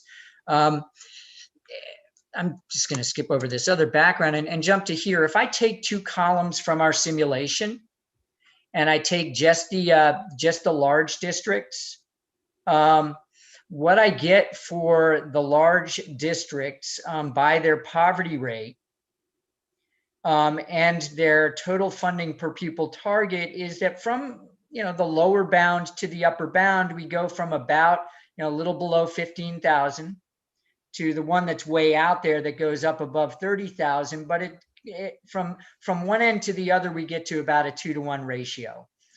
And what we actually get practically from that is, if I fit a trend line to this, I get that as we go from 0 to 100% poverty, the funding would go up 28,000 over a base of 12,490, which is at about a 2.27, which is still big. But it's not 3.97. Right. So the practical effect of the poverty weight, and if I actually put all districts in, I took out the small districts because they tend to have other cost drivers associated with them, that comes down to 1.9. It actually comes down to 1.896, which is not on the slide I said earlier, but I just went and ran it. So considering the practical effect of this poverty weight in the context of all the other weights and the formula, and kind of looking at it through the lens of our simulation, I'm hoping some of you guys had a chance to play with the simulations, because I think that gives the real insight as to, especially if you're a numbers geek and like spreadsheets and stuff like that, it's kind of my life. If you walk your way column-wise through those spreadsheets and see how the weighted pupil calculations work, and make some of your own graphs like this, if you're as geeky as I am about it, that I think will give a better feel as to how those pieces come together that were on the slide that Tammy put up. It concerned me when I looked at those. So this was the first kind of graph I went and made. And other studies have found, weights close to that 1.9 cost model studies. When I was doing a piece for the National Research Council with Lori Taylor and colleagues back in the mid-2000s, we were seeing studies approaching similar numbers. And again, the art of this, the data available for doing this has all very much evolved. This number is smaller than I get from my national cost model. But off the top of my head, I don't have that right now. So, all right, I will stop sharing and give it back to Tammy. See if I can put that table of weights back up. I was winding down on where I was at anyway. But why don't I put that back up and let me just run through just a few of the big conclusions from the study, and then let's stop zooming and let's have a conversation. So let me just go back real quick. So these are the weights, and Bruce really provided an excellent explanation of sort of how to understand these. But it does mean, and I think sort of the real important takeaway from what Bruce said is that easy, straightforward interpretation of 397% is not, you can't do that. Yeah. right? Like that should be and I know that's part of the conversation that legislators are struggling with, because it feels like that should be how you talk about it, right? But it's not. And that's the way it works. And I know that makes your job hard, but it's one of those tricks that we have to be careful about. So these are the weights. Bruce also mentioned in his conversation a second super important point, which is these weights, because of the way they were derived, are all interacted with one another, right? So you can't say, well, I like this weight and I like this weight and I like this weight, right? And off you go. You have to think about the weights as a package, and that's because they're based on regression models and the things that we've controlled for in certain models, right? And so what those models are doing is are partitioning out that variation or that differential, right? That's independent of everything else. And if we start cherry picking or mixing and matching, then you wipe out all that good work of trying to identify the independent effect of things, okay? So the weights work as packages. You have to think of this almost like a policy package. This is the package of weights here. Senator Chittenden? I want to understand this because it's really important, but I'm seeing 1.13 for the secondary adjustment on the existing weight. If that's 1.13, shouldn't the poverty in the ELLs be 1.25 and 1.20? Again, this is because some of the weights in the current equalized pupil calculation are centered on 0 and some are centered on 1. Okay. And that's why. Right. And I apologize. I mean, I understand that's a point of confusion, but that's why I was real clear about statute, right? So if you go to the report, there's a table in the report that actually walks through step by step how all the weights are applied. The other thing is some of these weights are additive, they add on to things, and some of them are multiplicative. And again, that's not by our design, that's how statute works. And so our job, that's why the first thing we did is we figured out what those dollars were, like what exactly is the cost differential. And then we had to convert those dollars into weights that comport with how the statute uses the weights. And to Bruce's point, that's why we have to be really careful about these simplified interpretations, which, boy, it would make my life easier and everybody's life easier if we could do that. But that's not how statute works. Senator Chittenden, I see your hand still up. Did I answer your question? And I understand that's a complication, especially when you're talking to constituents. And I want to just acknowledge, let's just acknowledge that, but that's not a function of the study design. That's a function of how the statute currently lays out how the weights are used. Okay. We thought it was, and I think we ourselves found it to be a valuable exercise, but we thought it was an important exercise if we want to make sure that the endpoint policy most precisely reflects the empirical analysis and estimates. We thought it was an important exercise to work our way. We generate those estimates of what's needed from each school to the next, from each town to the next, and then try to retrofit from there how you could make the current policy design replicate or generate that. It is in that process that we get pieces that in isolation look a little weird. Right. But if you go to but it's toward the end goal of if you getting go to the appendix the of target. the report, and Bruce wrote a really nice appendix to the report. And in that appendix of the report, he actually lays out what the dollars are for these differentials. And the dollars make a lot of sense. For example, the additional number of dollars you need, the cost differential for a student in poverty is about $3,500. When you think about that, you're like, oh, well, okay, that's on average the additional investment required, right, for a student, an economically disadvantaged student, to achieve a common outcome. But when you take that and you translate that into the existing statute and how the weights are used in existing statute, it translates into this weight. Okay, so I've been pointing legislators and people who are wrestling with getting their heads around the weights. to also go look at that, look at that appendix, because it says like, here are the additional dollars, and the additional dollars make a lot of sense, right?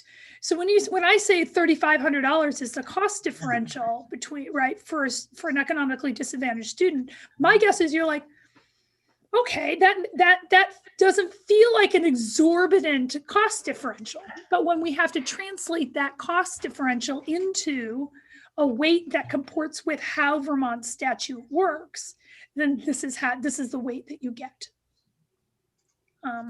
Is that helpful, Senator Chittenden? Yes. And I'm happy, and I'm sure Bruce would join me in this. Maybe, Bruce, we should create a table of exactly what those dollar differences are to circulate, because that might be really helpful. I think we have that somewhere there. I'm not recalling the dollar number difference that you're giving right now, but we got to look back at that and find out. Again, that's one of the thought processes I was trying to go through. This was done, it was kind of relatively short window here, and then I was away. Yesterday, I bring my son back to college up in New England, thinking I should just continue northward. So yeah, I mean, I was trying to think about, well, how can we convey better what these weights really mean in context? And that's where I came up with it, trying to put that scatter plot out and show its effect. And maybe we can come up with some other devices that would help kind of allay the concern over how some of those individual weights look in isolation. But it really is about, it's about trying to retrofit, hitting the cost target to the design of Vermont's formula. Trying to make those dollars comport with how the weights are calculated, right? And so, and by the way, that was one of our key tasks that we were charged to do in the study, right? So, very quickly, I just want to go through the study's big highlight conclusions. And these, I think, are really important to remember, is that the approach we have to adjusting for differences, like the weights that we have right now, have not been changed for 20 years. They were essentially rolled over from the foundation formula we had pre-Brigham, right? And so the stagnation, right, in our funding policy has been as a long-standing source of concern, which was what precipitated the weighting study in the first place, right? And we know that, right, these weights are widely viewed as outdated and falling short of equalizing costs. And we also know that what that means is, because the weights are outdated in the way they are, it means that those weights are also outdated with respect to being out of step with contemporary education policy. Right? So it's sort of like when you don't go to the dentist for 5 years and then you go to the dentist and you have a bunch of cavities, right? Is it the dentist's fault that the weights have changed substantially, or like there's been a lot that's changed since 1997? The other thing is that we have to remember is that the existing weights were not empirically derived. In fact, not only were they rolled over, there's really not a great evidence base on how those rates were calculated pre-1997. We have no assurances that those weights ever did a good job of adjusting for costs, right? Particularly the poverty weight, right? So our findings really suggest that it's time that we have to incorporate these new cost factors, rurality, size, and weights into the funding formula, into the existing funding formula, right? The findings suggest that the weights for economically disadvantaged ELL and fall short of appropriately adjusting for costs for those students, that we need these new cost factors for size and population density, and that we've got to refine this secondary weight and break it out by middle level and secondary. It also means, though, and I think this goes back to an earlier point, though, that modifying the equalized pupil calculation may not translate into increased levels of spending in districts with higher need. That's not how the formula is designed to work, right? The additional tax capacity that's generated by adjusting the equalized pupil calculation may be seen as an opportunity by some districts just to reduce taxes and continue spending at less than optimal levels. Right? And our study also finds that there is a need for a new categorical aid. So it's the policy questions go beyond just the weights. That said, unless we change the existing formula entirely, it doesn't relieve the legislature's obligation to maintain that funding formula as is, right? And to maintain that funding formula as is, then the weights have to be recalibrated to appropriately adjust for differences in costs across school districts. And that's what this study is about. That's the box in which we were asked to work. It doesn't mean that these other questions and concerns that I heard some of you've mentioned, I hear JFO, I hear over in the House around connecting that. Those are all terrific policy questions, and we should go to town and have those conversations and think about that. But until we change the existing formula, we have to maintain that formula, right? That's our constitutional obligation. So it's got to be this and in both conversation, unless the intent is to throw out the entire formula and start over, right? So I'm going to leave you with this and in both mindset, which is these other things are important and we should definitely talk about them, but the policy levers that you have to pull to do these things are different than the weights over here. And the weights over here, if you don't adjust those and recalibrate them appropriately, then the funding formula that we have right now is out of compliance. Would you say something a little bit more about that for us, Dr. Colby, in terms of, when you say our constitutional obligation? I think it'd be good for the committee to understand what puts, that language there. Sure. So under Brigham, you have to maintain a fair and efficient funding formula, right? And and this formula is what was developed in response to it. Now, that formula is a tax equalization formula, right? And but that is the formula on the books. And until you change that formula, that's the formula you have to maintain. Our study shows unequivocally that the adjustments for differences in costs, which is that primary mechanism for adjusting tax capacity, which indirectly should be impacting decisions and preferences about spending, that adjustment mechanism in the existing formula is out of calibration, grossly out of calibration. Bruce, you want to jump in? If I might add, so that's right. That's if you want to kind of stay in line with what was, what was interpreted as required under Brigham and what was in theory adopted under Act 60. If someone were to bring, let's say a scenario arises now where the state does adopt these weights, which would provide each town the opportunity with equitable taxation to yield spending that provides equal opportunity for the kids to achieve these common outcome goals. Now, let's say within that mix, though, because there's not a requirement that each town put up the taxes to provide that spending that yields equal opportunity for their children, and one town just decides, now we're going to take this all as tax relief, and we really don't care as much about the provision of education to that standard.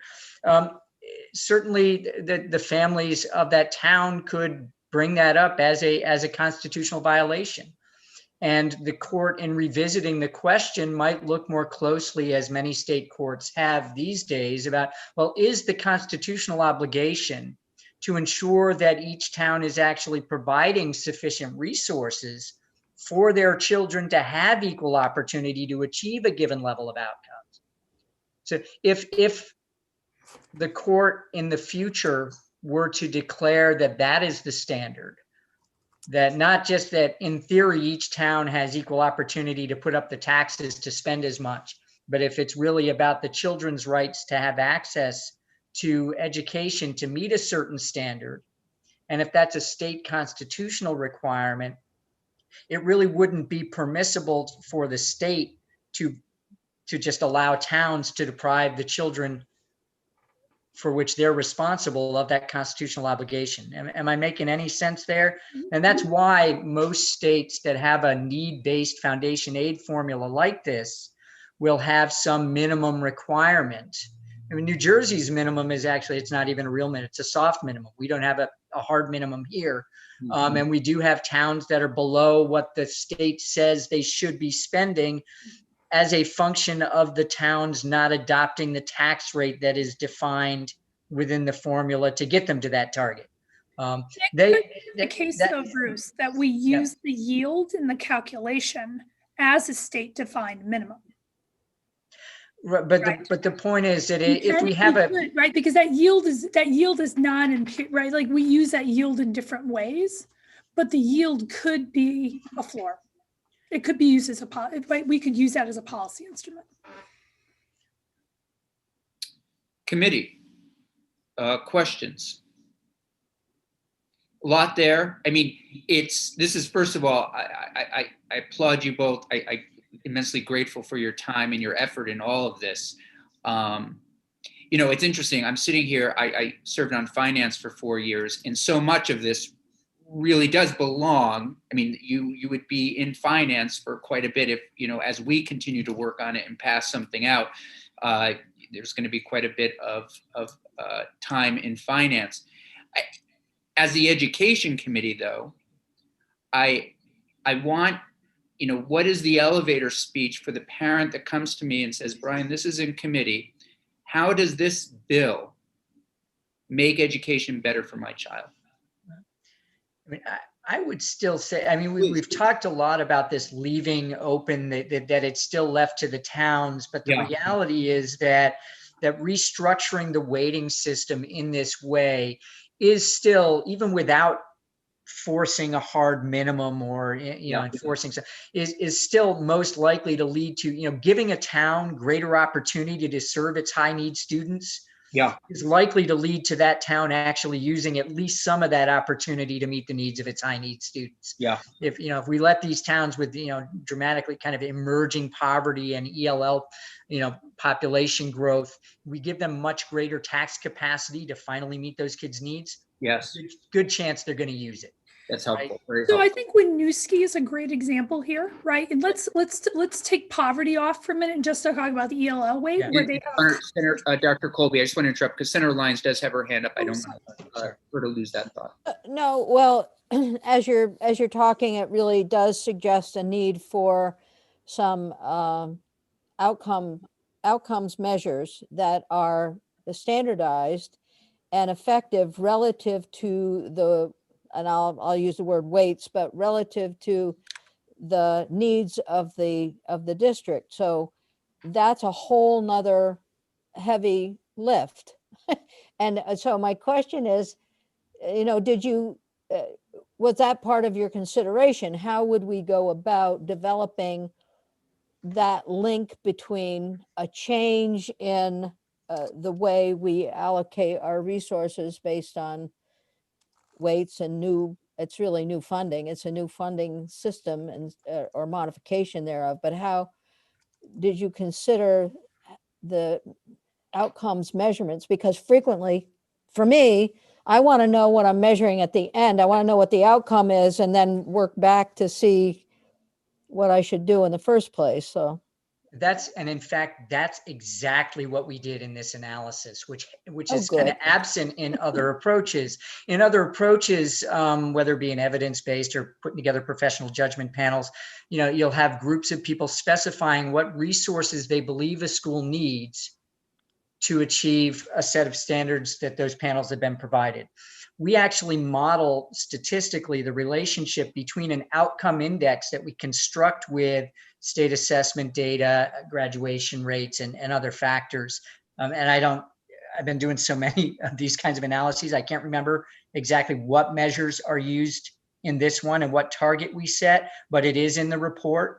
There's an outcome index, and we estimate the cost per pupil for each district in the state to achieve the same target on that outcome index, which is an aggregation of a number of student outcome measures. If you raise that standard, guess what? It costs more to achieve a higher standard. You lower the standard, it costs less to achieve that standard. I think we premised our Vermont report, right? Shockingly, right? Well, but I also know places that spend an awful lot of money and don't get the benefit. That is true. So one of the things, and we do actually embed in the model some corrections for factors that might induce less efficient expenditure. So that's part of it, because that's the only way we can tease out the underlying relationship between expenditure and outcome is if we also include factors that predict the likelihood that some are doing some weird stuff and less efficient. If we don't include those factors, a little harder to tease that out. But the other, so I think we also premised this report, and I'd have to go back into the details on it, on the fact that on average, Vermont does pretty damn well, right? Vermont has good outcomes nationally. And I think because we were developing a weighting system around the relative costs, we based the differences in costs on what would it cost in each district or school in the state to achieve what the average district already achieves. But if you measure outcomes by cohort and population-based outcomes under the descriptors, whatever descriptors you have, based on your inputs, so are the kids who are ELL or economically below, are they coming out equal with or better than others? I mean, are the kids coming out? Right. So there are three pieces to this interconnected model of sociological mess, right? We've got all the student factors, we've got the schooling inputs, and we got the outcomes. Right. So the first part of our analysis takes a look at, well, which of those student factors seem to be most adversely affecting the outcome measures. But we also know that we have these students with different backgrounds in different school settings with different resources. It's not that every school serving high poverty populations has fewer or more resources, same with ELL. So we're trying to kind of look across those three things linked up in a model. First, we figure out, well, which of the measures of student characteristics seem most strongly adversely related to the student outcomes. Then we use that version of those measures and the differences in spending and other factors that might predict inefficient spending to tease out, well, how much more spending is associated with achieving this different outcome or this target outcome when we have this group of kids or that group of kids. It's actually teasing out that statistical relationship among those three sets of factors and using some other kind of econometric techniques to handle the statistical issues with the fact that all this is simultaneously occurring, right? So it is our goal to figure out how much more is needed to achieve the same target outcomes when the school has 10, 20, 30% poverty. How much more is needed if they have 3, 5, 7% ELL? And how much is needed when they have different ranges of children with disabilities? And that is the basis on which we generate these kind of predicted cost targets and then back out the weighting system. So it is very much on that basis. If you wanted to do this, we were doing it from how much do the costs vary from school to school. In other settings, there might be conversation about, well, what's the adequate outcome we want to get? And is it actually something higher than, or is it lower than what the average school or district currently achieves? If what we really wanted to achieve is higher, then when we simulated our cost predictions, we move the outcome higher, and we'd find probably that the cost predictions themselves are higher and the differentials by need might be greater, that the poverty relationship to outcome might actually increase when we shoot for a higher bar. We shot for a single bar in Vermont because it was just about the relative position, and it's always statistically most reasonable to shoot for a single bar that's within the middle of the distribution somewhere. So I hope that didn't go too far over the top on this, but I love that you went there, because it's like that's what we were trying to do. Senator Perchlik? I have to read the report and I apologize. So I'm asking really stupid questions. That was a good one. That's a great setup for us. That's a Happy great to come question. back, right? Happy to come back and do some more of this to just try to clarify whatever needs to be clarified. Yeah, so thank you. And I support the bill, but I think one of the things in all the discussion here, rightfully so, is on the weights going up for basically the students that cost more. But that will have, I think, for schools in all of our districts, the impact that'll basically they'll be able to raise less money with the same tax rate. So their tax rates will have to go up, which we haven't really talked about today. For some schools, right? So if the Oh yeah, I know. I'm just saying that it's something. all about rearranging desk chairs. We Like do we're not. have, though some towns will be able to raise more money with the same tax rate, but others will be raising less with the same tax rate. And we just have to be prepared for that discussion. I think we're correct in focusing the way it is, and I want to say again, I support it, and it's what we need to do. But we've got to make sure we're prepared for that, because I think I would assume in school districts and all of our Senate districts, that's going to be the case. Yeah. So I recently talked with the Vermont Superintendents Association about this, and they're sort of on the front line, and this conversation around winners and losers comes up because that's one way, that's one potential construction on this. And I pushed back and said, we have to remember that our formula doesn't work that way, right? Like our formula, by definition, we put all the money in and it comes back out, and these are all our kids. And so I talked for quite a while with superintendents around sort of leadership around this conversation of let's not go there around winners and losers. I mean, there will be people who want to do that, but what this is just recalibrating the price certain school districts pay for the education that they have been purchasing already, or they may purchase in the future. But we've got to be careful about winners and losers. And because well, that's why I didn't use that term. What'd you say? That's why I did not use that. Nope. And I'm right there with you. It's always a given. Yeah. Senator Chinden. I just want to say, I want to go back to Senator Lyons' previous points. I serve on the South Burlington City Council. I feel like I say that a lot, and I've seen multiple school budgets fail. One year, I think we had 3, and then a year later, another 3 failed. And so my concern with this weighting study, rearranging these deck chairs, if it does squeeze so that it puts upward pressure on one community or another, the taxpayers are the ones that are going to vote those budgets down, which is going to lead to some very painful cuts in those communities. So I really want to gravitate around what Senator Lyons talked about, which is setting clear expectations to serve these communities of students that need additional supports. And I'm not saying we shouldn't do weighting. I think there is a lot of value in looking at weighting adjustments, especially when it comes to rural and urban and the size of the schools. But I don't think this is the only solution to this very complex problem of school funding in Vermont. Yeah, well said. Dr. Baker?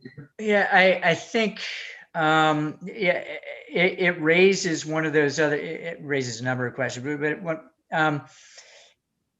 it raises that other side of the policy debate around what can the legislature do to ease this process of letting, having districts who are then squeezed by this still able to pass their budgets, having districts who are going to otherwise choose to not even come close to the targets that the models would suggest to increase their budgets when the local voters may not want to. I mean, ultimately, it is about preserving the rights of the children to be provided equal educational opportunity. And these are the hard questions that are not part of our report, but are clearly part of your lives in handling, how to structure the right policy toward that end. And part of that is about these really tough questions about how much control do we keep in the hands of, or try to kind of shift around this kind of local voter, which is a tiny subset of local population control over the eventual expenditures on schools. And are there mechanisms that would not, cause complete political chaos in a Vermont context? If I may, Chair Please. Campion, I have overly simplified the problem with school funding in Vermont by saying we've centralized the funding but decentralized the decision making, and so that's our problem. Pretty good descriptor. Yeah, so I know there's a lot more to it than that. That is fundamentally at our core issue, but there's not going to be a solution that we're going to come to in the next 5 or 20 minutes before this discussion wraps up.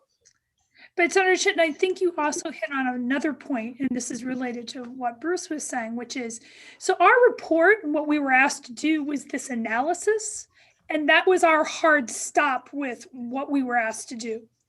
There is another step here too, in addition to thinking about this constellation of other policy issues that intersect, which is, if in fact the decision is to move forward with implementing the weights, what does that implementation process look like? Right? Like, so I just want, like, in addition to these other kinds of things, there also is this larger question that was not addressed in our report. Like, what would that look like? What could that look like? What would be fair? Right?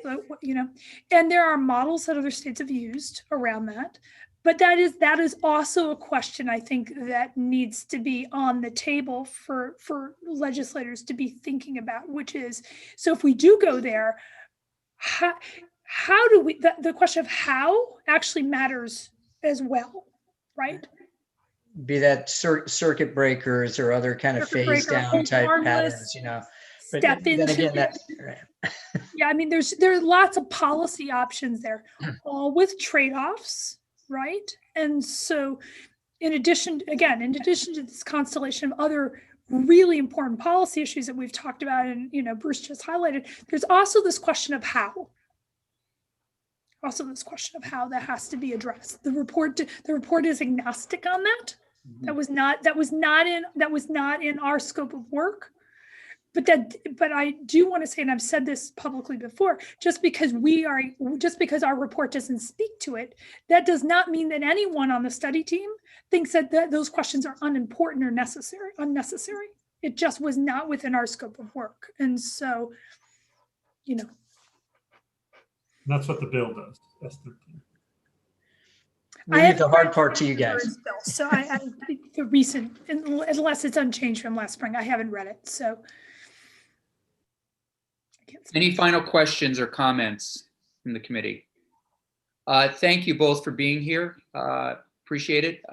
We'll likely, as we dive in deeper, have you back, perhaps to clarify some things with us. But I think we'll leave it there for today. Okay, great. Thank you for inviting us. And Yeah, thanks for having us. Appreciate you being Happy to come back. Would love to come back when we're finally doing stuff in person again. That'd be great. And I just want to say that my master's institution was Rutgers. So. Oh, awesome. So we got some good crossover here. Right? Yeah, there's lots of crossover here. All right. Thank you. Thanks. All the best to you. Bye-bye. Thanks. Committee, let's take just 10 minutes and come back and have some discussion about this and other things on our plate. So let's come back at 3:40. Thank you.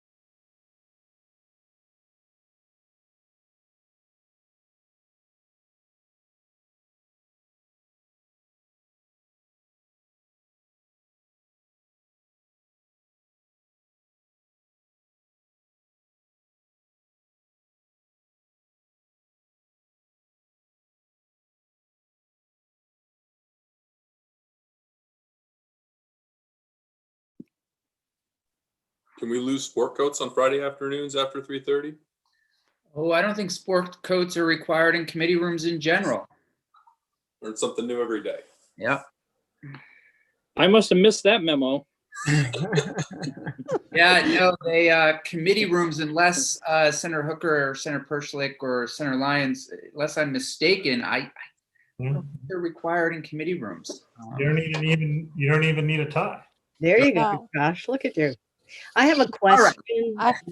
I put something warm on because I was really cold. You're outside. Well, you're outside. Yes. Right, that's right. Yeah. A question. Please. Where is the report, the waiting report? I mean, Sure, it is on our website, on our it page. is? It is. So Senator Hooker, I found it when I went to it. I went by today's. I always go by the date that we're hearing testimony. So I Right. went today's, and then if you go in. Oh wait, no, I'm sorry. No, There's a little section on our webpage that says reports and resources, and Yeah. there's also witnesses. So if you know it's Kolb and Baker, you can go to their names. I think you have to do the first name. And then, or you can just go to reports and then Okay. scroll down and find it. I know that Senator Perchlik had sent something, but there's all kinds of stuff there, and I'm not sure what I'm supposed to be looking at. Yeah, it's just called the waiting study, blah, blah. Study, Yeah, because all I saw was public comments. Anyway, I'll look. Thank Well, you. we can have Jeannie also dig it up for you. I'm pretty sure I sent out the right link, but maybe I just sent the link to the page and you just got to find the right one. Yeah, there were a lot of things listed, but anyway, but I'll find it. Well, if you have any difficulty, let me know also. Just text me over the weekend or later and I can get it to you. Thank you. Yeah, so I just thought we'd talk about that for a minute. I do think, and I apologize for not doing this. I think we'll have Jim Demaray, who's going to be with us on Tuesday after the governor's address, to talk about things that are in the budget related to our committee. I think I'll have him also just take us through Senator Baruth's bill so that we can all better understand what Philip is putting forward. It's a little bit different, as I recall, from what we saw in finance last year. I don't think it's exactly the same, but I could be wrong. We did not end up taking it up. We had a walkthrough, but I am interested in just general impressions. If anybody wants to share anything at this point, or I mean, Senator Terenzini. The only thing I would say to Senator Campion and the group here is I certainly need to reread that presentation, because that was a tremendous amount of information to swallow and sort of absorb and understand. So I would not want to take the quiz this afternoon on what we just heard. That's for sure. Nor would I. The outcome would not be good. Not good. No. Please. If I could just say that my first impression was deja vu all over again. Oh, from Act 60?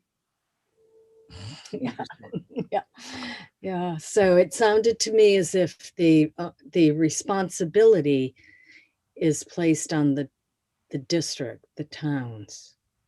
And, how is that? And I think Dr. Colby said that, there would be a way of, how is this going to be done that we need to talk about. Yeah. For me, I haven't talked to Senator Cummings about this yet, but it is where it would land before it goes to the floor. And but for me, the only way I just want to move cautiously is I just don't want to look back and see, oh, geez, we made this mistake, or we made that mistake, or in earlier conversations, and this is just from, perhaps, my own not having done much digging prior to becoming the chair, I was under the impression that in some ways yes, I understand this could be possibly get more funding for students, but it also might not get more funding for students. And again, as at least, as a member of the education committee, we're here to advance education and improve education for Vermont students.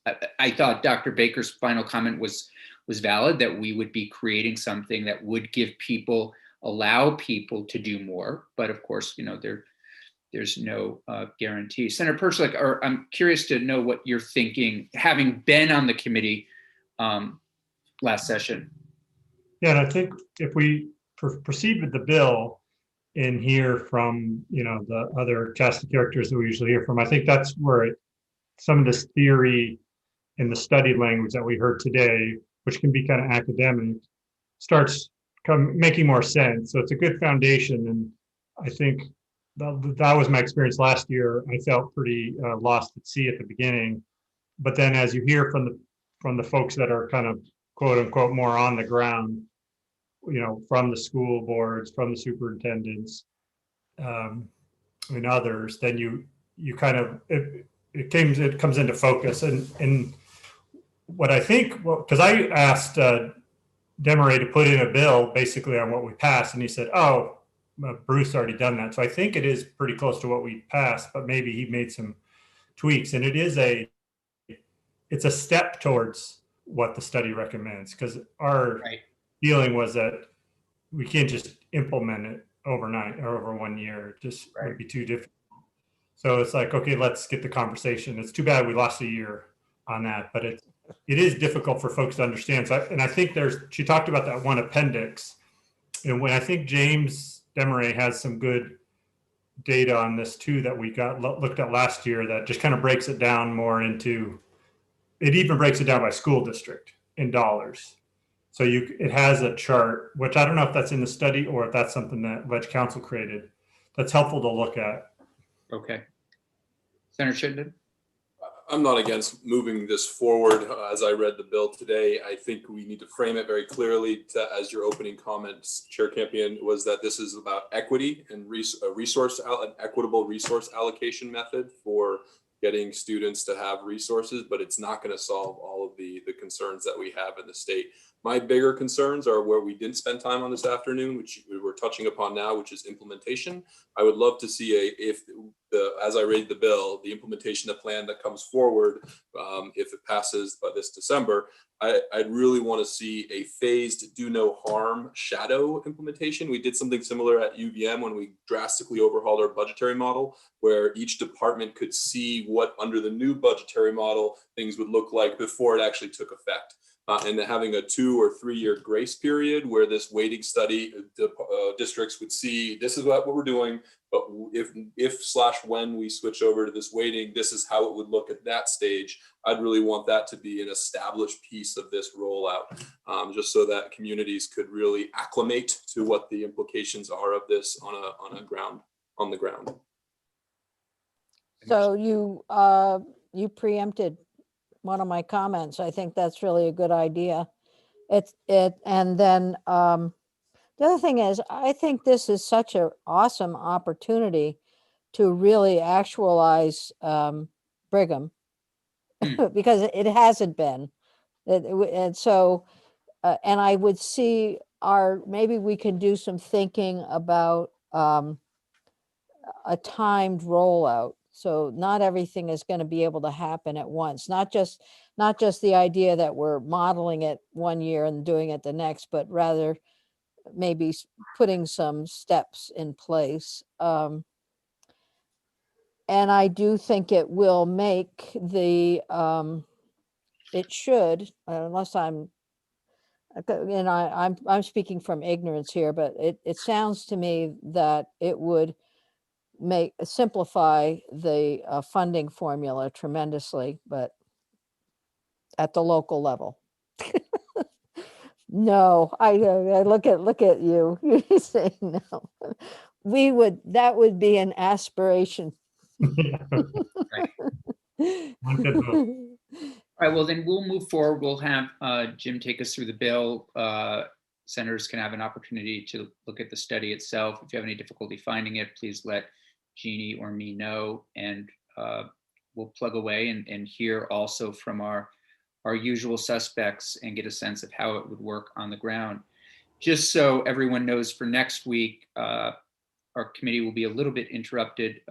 Interrupted isn't the right word, but we'll postpone meeting a little bit because of the governor's budget address that starts at 1. And then I did ask Jim and the Secretary of Education to come in after to talk with us about things that at least I suspect will be in the bill, given the governor's inaugural address, things that'll be in the budget address that would impact our work and focus us a little bit on particular things going forward. I could be wrong, but good to have them in. And we'll also have Jim take us through Senator Bruce's bill at that point. Wednesday, I dedicated to hearing from on S16, which is an act relating to creation of School Discipline Advisory Council. This is Senator Sears's bill. I co-sponsored it, I think, last year or maybe the prior session, that looks at a number of things related to school discipline. And we have, as you'll see on the agenda that Jeannie has already posted a number of different witnesses in coming to talk about that. And then S37, I thought we would take Thursday to look and just get a sense. We have a couple of state college scholarship bills that were put forward. One by Senator Polina is the lead sponsor, another, I believe, by Senator Hardy. I think members of this committee may have co-sponsored them. So I want to also hear from the chancellor of the state colleges to give us all a sense of, what are the costs related to attending CCV in our more traditional, if you will, state colleges. I'm also invited VSAC to come in to give us an understanding, particularly for new senators, an understanding of their work and how it relates to scholarship dollars. And then Friday, I'm at this point just holding with the hope that Jeff Fannin and his team might be available at that point to come and talk to us and perhaps other Senate colleagues about what they have put forward or what they would recommend as it relates to a post-COVID, again, recovery, if you will. I don't really like the word, but for students that may have missed certain opportunities this year, given the remote learning or hybrid models that some had to experience. So others, I would think, perhaps when we walk through that, perhaps appropriations might join us on that. That is it for me. I think, well, the only other thing I would say that's on our things that we've already talked about, civic education, sounds like, the Agency of Education has gone back now. They are going to take a look to see what they have, what they offer, areas that they would like to see perhaps improved or assistance from us. And I would expect that, not for a couple of weeks, given, I'm sure, the pressures on their schedule. So that's something out there that I think we just all need to be thinking about. What would we want to do if we want to do anything around civic education? If we want to, as I said, I think the bill that Senator McCormick and others put forward, I think is a terrific conversation starter. And I for one, am interested in doing, I don't want to do something to do something. I think there are a range of things that could be done. And I think hearing from the agency in a couple of weeks after they've assessed, and I'm going to encourage them to watch the last couple of witnesses from yesterday, and put them in contact with them in case there are ways for them to partner. Senator Cummings, Campion, sorry about that. You don't look anything alike. I mean, it's fine if we do. I'm not, it's been a long week. Sure. So no, I talked with my my little group, Ledge Council and JFO the other day about having the budget information in our committee right after the budget. And I don't know that they were unsure that we would be able to sort out much. I mean, ordinarily he has that little pamphlet that goes along Right. with the budget, but you never really see all the details. So let's hope that there's something explicit in his speech, and maybe there will be something. I don't know how is Jim must have have the back door in to get the information. I don't know.